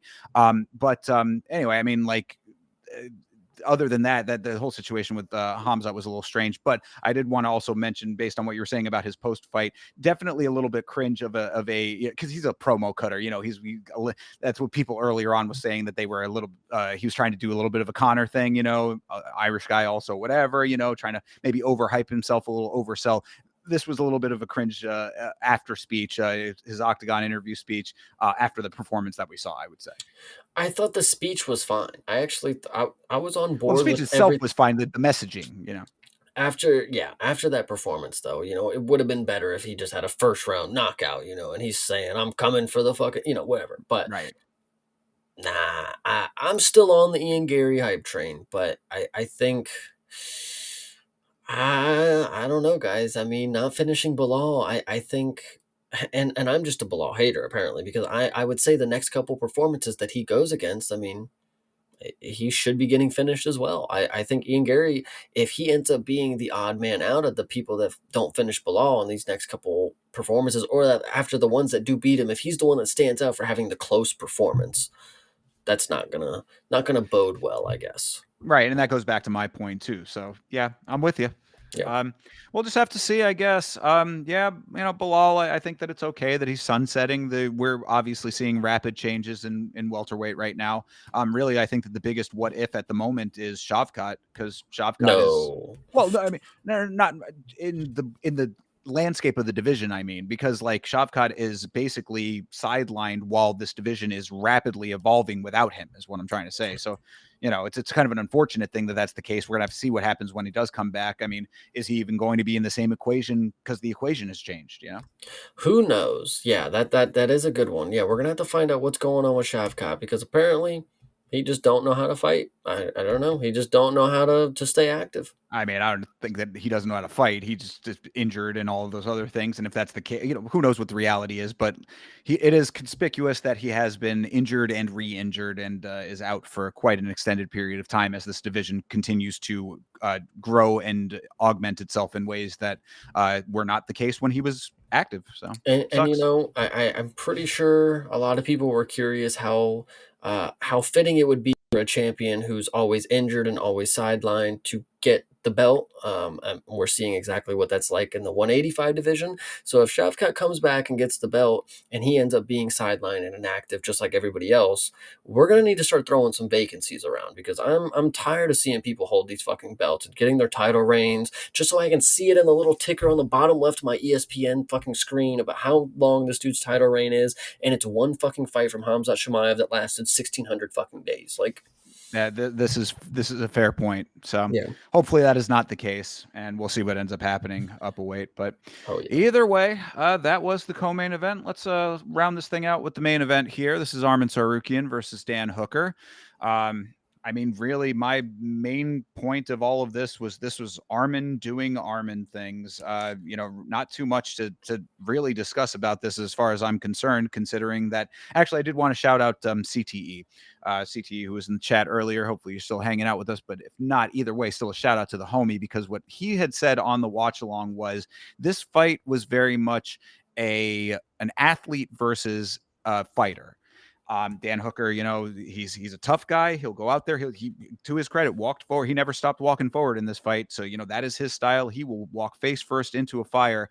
Armin Tsarukyan is a combat sports athlete. He is very well rounded. He is very active in all positions. He can do it on the feet. He can do it on the ground. And you saw that in this. So sometimes the grit and determination of a fighter who's going to go out there and throw hands does not equal up to the athleticism of a combat sports athlete. And that would be how I looked at this fight. This fight, I mean, this guy beat Charles Oliveira, guys. If you didn't know that he was going to be able to beat Dan Hooker, I don't know what to tell you. I Yeah. mean, Yeah. I have heard, and I know Dan Hooker's a Kiwi, so it's not necessarily the same. But I've heard that the Australians, there's not many of them. That we got to ride for each other, if that's what it is. So people of these smaller nations, the bias doesn't get put aside.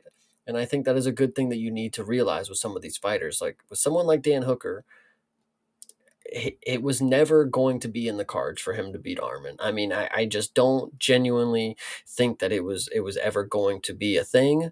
And that's the only thing that I'll say about it. Dan Hooker really just he cemented what I have been thinking about him for the last couple fights.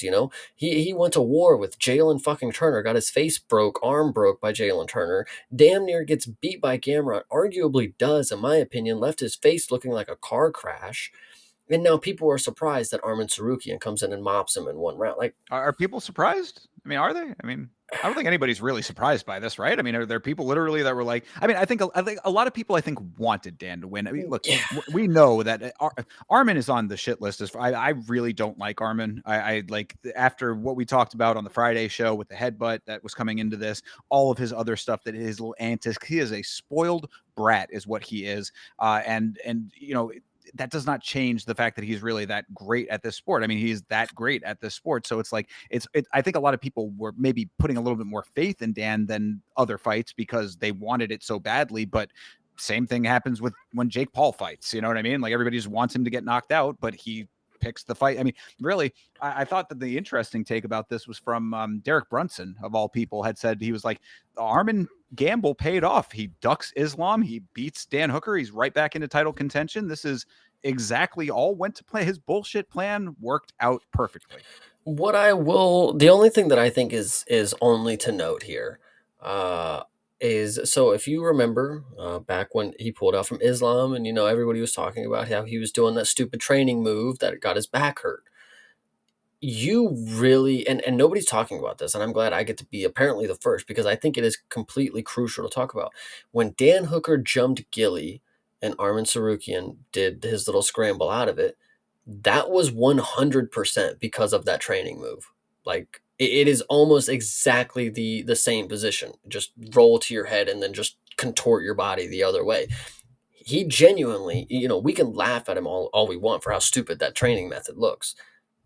It literally came to fruition. It saved the fight for him. I mean, he wasn't obviously going to fucking tap to a fucking guillotine from Dan Hooker, but like the thought process behind the training, I get it now. Like, it literally makes sense. It looks stupid, but it Oh, 100% has a factor. yeah, no, I mean, I don't like. I never thought that like the training is well. Yeah, I mean, yeah, it's a kind of a goofy-ish looking move, but I think that there is always value to it. I think that what people were more upset by was that was the thing that took him out of, potentially anyway. That's what he Right. was hanging his hat on.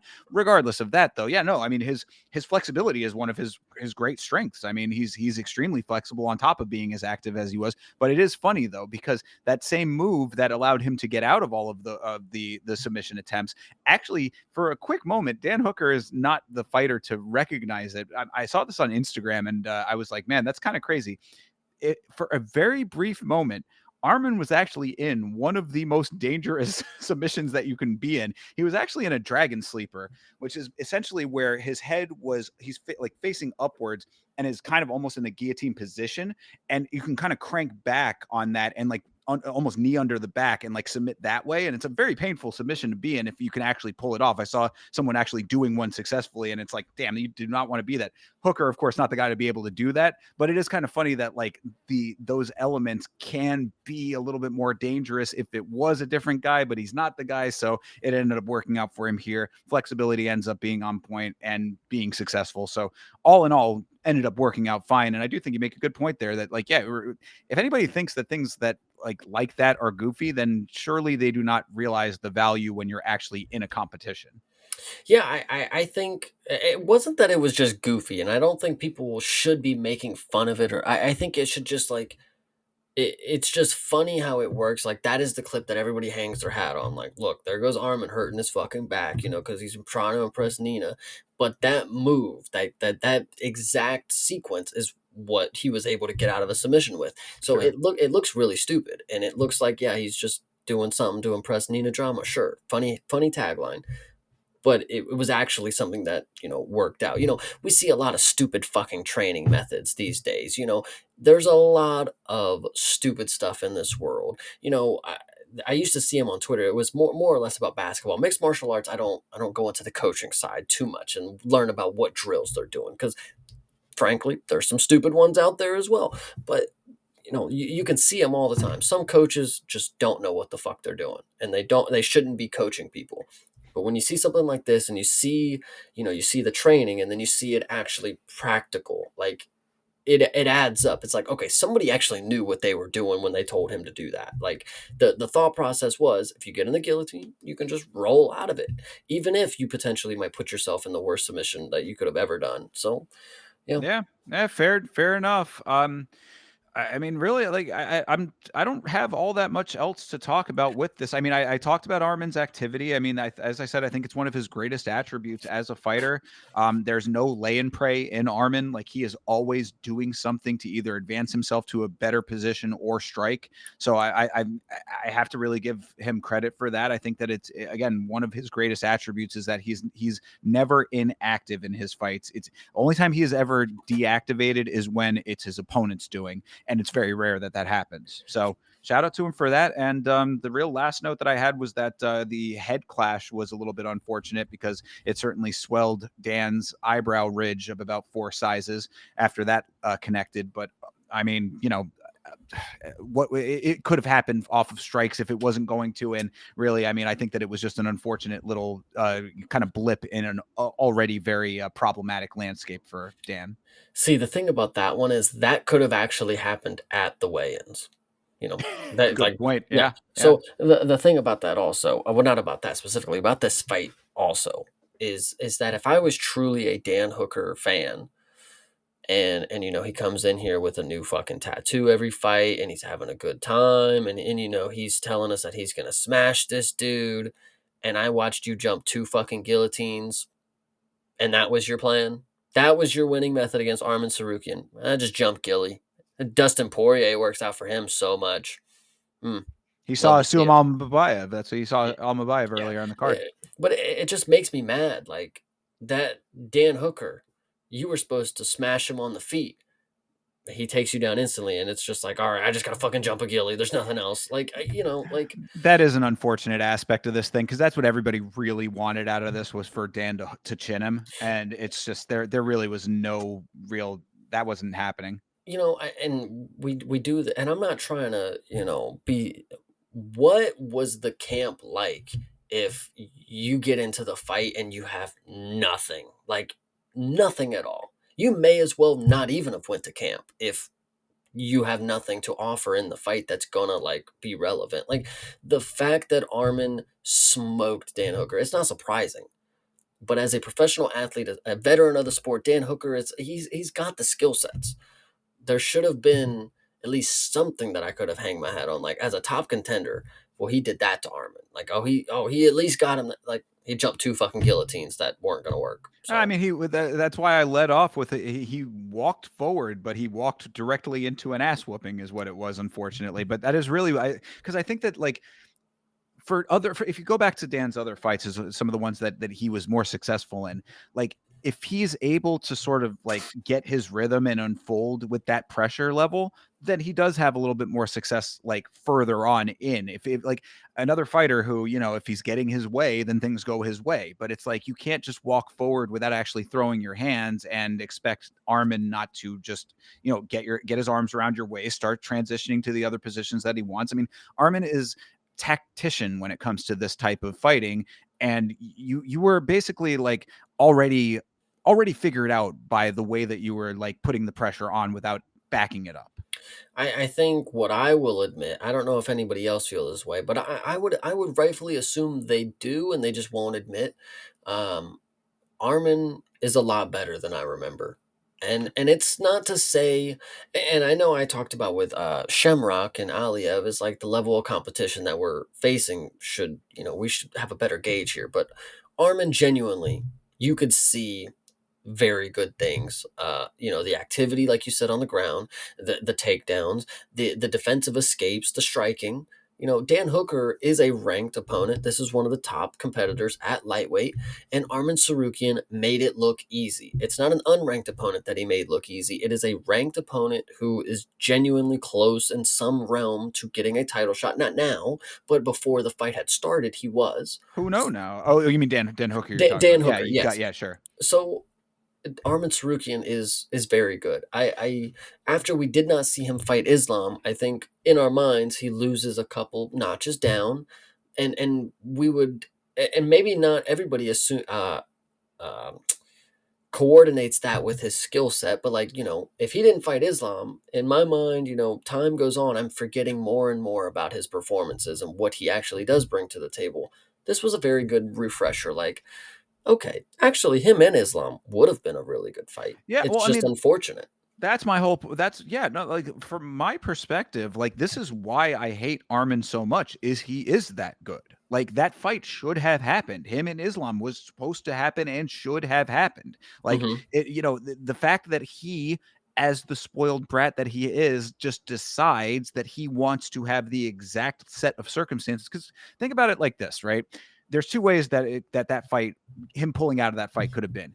One, he didn't want to fight and just made up an excuse, or two, he was actually injured.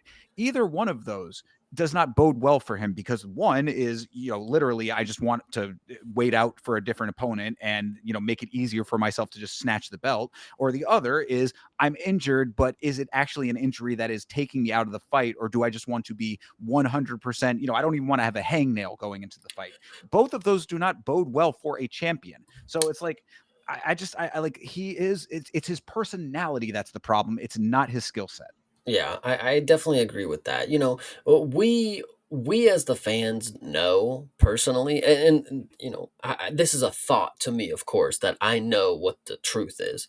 If Dana White would have came out and said, Armin's really messed up, guys. His back is like he can't move. Like I watched him walk down the hall and his back is just locked up, like he's stiff. Like, no, that's not the case. It was, well, we got to find a new opponent because our guy's injured. Like, Yeah, and then Dana says, "Oh, well, he's going to have to work his way back to the title. It's not, he's definitely not." And then this is the working back to the title is. I mean, granted, you're right. You're making a good point. He is a ranked opponent. I guess an well, Armin no, even. no, no. Well, I think you are missing. I think you're missing the No, no, step I know. that I other get your people. I got your point about that. I No, no, understand what no, you're saying there, but no, no, not about that. I think the point that Dana's making is because, and this was a while ago, but the working back to it is not just Dan Hooker. I think we are definitely getting Ilya and Patty, so that means Armin is going to have to fight another time. That's just my personal opinion about it. okay. I That's mean, if going to be that's the working back to it. and if that happens and then he wins again, hopefully without a whole bunch of bullshit involved as well, then I'll be at least okay with that. I mean, like maybe I don't even know if I will be okay with that because it's him, but like still, I guess I'm gonna have to be right. Well, yeah. Look, I'm not If gonna. I can come across to saying Zalal can beat people and is a good representation for Morocco, let's start not hating on Armin Tsarukyan so Oh, much. apples and oranges, I would argue, but okay, fine, fair enough. He wins another fight after that. Fight somebody a little bit closer, make it like a fight that he has to take whoever the opponent is. It's just like, look, you have to fight Armin, or you're going to be in the same position Armin was in. Okay, and then I'll at least give it if he's not pulling a whole bunch of extracurricular nonsense. But still, he's always going to have blemishes on the record based on how he conducts himself, and it all plays out into this landscape that he himself has made. You always have to remember we talk about narratives in this sport. He created this narrative for himself. 100%. So, all right, well, I mean, I guess then that will do it. Unless you got anything else about Dan and Armin. No, I think I spoke my piece. I think I did that. As did I. So that takes us to the end of UFC Fight Night, Tsarukyan versus Hooker. Chase, after talking it through, what are your final assessments of this Qatar card?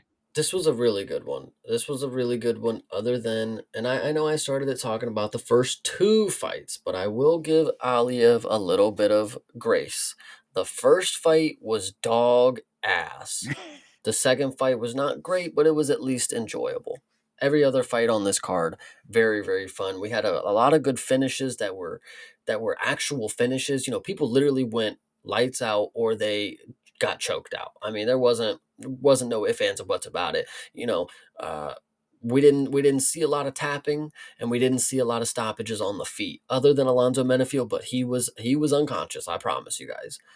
Yeah, most definitely. Yeah, really, talking it through was a good way to refresh all of the memory on everything that happened here. And after talking it through, this really was a very fine card. I think Qatar got a really nice entryway for them being a region of the sport that gets fights. I forgot to mention it. I forgot to mention it. So, and this is back to the crowd cam moment that I foreshadowed at the beginning. There was one specific crowd cam moment that was absolutely beautiful by the UFC because it is just such perfect timing that you can't make up. So, Big Waldo gets his knockout. Okay, this is the most exciting portion of the show. Like, this is Big Waldo came out here. He did it again on 48 hours notice. They cut the camera to Speed, which you are familiar with Sure, Speed, ISO speed, yeah. and he's just yawning. Love it. You Got get him. you get our social media influencers that are supposed to, these are going to be the people like, oh my God, Speed's on the TV, and he's not even enjoying the most highlighted portion of the show. So, love to see it. Fantastic. Yes. Very glad that we got I Show Speed and KSI in the crowd for this one. Man, I hope that they enjoyed their time in Qatar. Good Lord. We were talking about Hezbollah having his licensing deal. I can guarantee you that those two gentlemen were paid a good amount of money to fly across the world and sit in a chair. Yeah, and hopefully they were sat maybe very, very far away or at least in front of Lazy Boy so they didn't have to see his lips. Good Lord. If you haven't seen the image, join the Discord. You'll see it in there and highly, I highly recommend it. I don't know if you recommend it highly because that's going to be in my nightmares. Yeah, for real, exactly. So, sweet dreams on that one. But yeah, that takes us to the end of the fight night, of course. And really, I mean, closing out the show. But of course, we do have the last pay per view of the year, and technically, if you think about it, the last pay per view for the foreseeable future, because we are no longer going to have pay per views after the start of the year. The new era begins on January 1st with the Paramount deal. So this is technically the last time that you would have to pay extra money for the numbered events. So the last numbered event of the year is, of course, UFC 323, which I screwed up at the top of the show, but we won't forget about that. This is Dvalishvili versus Jan 2. And we also have no fights coming up this weekend, so we're just going to do a very quick rundown of these fights. Come back next week. Next Monday, we will be doing a next week's fights where we will go over all of these fights in depth, give you our predictions and our thoughts on these fighters. So before I do that, Chase, you got anything that you wanted to add to what I just said there? I think everybody should just be ready for next Monday because we're going to go over all of these fights in depth, and there's some that you really don't want to miss, especially that nice co-main event that's hanging around. But we'll get Indeed. into So, it. yeah, let's run them down real quick. Of course, your main event of the evening is Merab Dvalishvili versus Piotr Jan in their rematch. Looking forward to that one. Co-main event, Alexandre Pantoja versus Josh Van, Mr. Chase's favorite fighter, or one of them at least. After that is Brendan Moreno versus Tatsuro Taira. That is a banger of a fight right there. Henry Cejudo is taking on Peyton Talbot. Interesting matchup there. I think that there's a lot of dynamics going into that one that'll make that interesting. Jan Blachowicz versus Bogdan Guskov. Guskov getting a little bit of a bump there for, maybe depending on how you look at Jan Blachowicz nowadays. We'll talk about that one, of course. On your prelims, Grant Dawson back again versus Manuel Torres. Interesting that that's so high up there. Maybe that bout order will change. Terrence McKinney is fighting Chris Duncan. Now that it has fireworks written all over it, potentially. Hell yeah. Macy Barber, if she shows up, is fighting Karini Silva. And on your early prelims, how are they putting my boy Nazim Sadikov on the early prelims? This is a banger fight right here. Nazim Sadikov versus Fares Zayem as your early prelim featured fight. Good Lord, tune in early because that is a banger waiting to happen as well. Marvin Vittori is coming back to fight Bruno Ferreira. Save it for next week. But I mean, I guess you're getting some of Chase's opinions on that. Edson Barbosa back again against Jalen Turner, who is making his return to the sport after some time off. So we'll see how that all turns out for him. Ivo Baranowski is fighting Baranchevsky, I believe. He's a contended series guy. Yes. But yeah, Ivo Baranchevsky versus Ibo Aslan. Ivo versus Ibo. I just noticed that as well. Very funny. We'll talk about that next week for For sure. sure. And Mansour Abdul Malik is fighting Antonio Tricoli. Wow, they're setting up Tricoli, but okay. And starting the thing off is Muhammad Naimov versus Myron Santos, our tough king over here. So that is your card. Of course, I can see both myself and Chase wanting to jump in on our opinions of these, but we will save it for next week. If you want to hear what we got to say about it, tune in next week. Same bat time, same bat channel here at 10 o'clock p.m. Eastern Standard Time for next week's fights. Until then, we will, I guess we're going to have to try to figure out something for Saturday. But if we do have something going on the weekend, you'll find myself, possibly the Vitz King, on youtube.com/@YamaShow. Chase, I know you can tell them where they can find you. They'll find me this Friday specifically, and the next after that, and the next after that, and every other Friday that the ONE FC Championship has a fight card. they will find me on youtube.com/@cpsmalls, streaming that and having a great time doing it. Make sure that you tune in if you are around on a Friday morning. Hang out with my boy Chase for these one fights because there's some really good stuff happening over in one that goes under the radar. It's free on YouTube. You can watch right along with Chase, and it is a great time. I try to get it in as much as I can, schedule allowing. So definitely do that. I am on Twitter, Instagram, and Facebook at Yama Show. And if you want more of this fine duo of myself and Chase, our review of Warrior has been edited. It is uploaded. It is done. It is on the channel right now. You put that on, you're going to get to see some nice visuals along with our very in-depth review of this classic MMA film. So check that out. Let us know what you want to do for MMA on film in the future. We appreciate your comments on that. And I think that that's about all that I got for this one. So Chase, any last thoughts?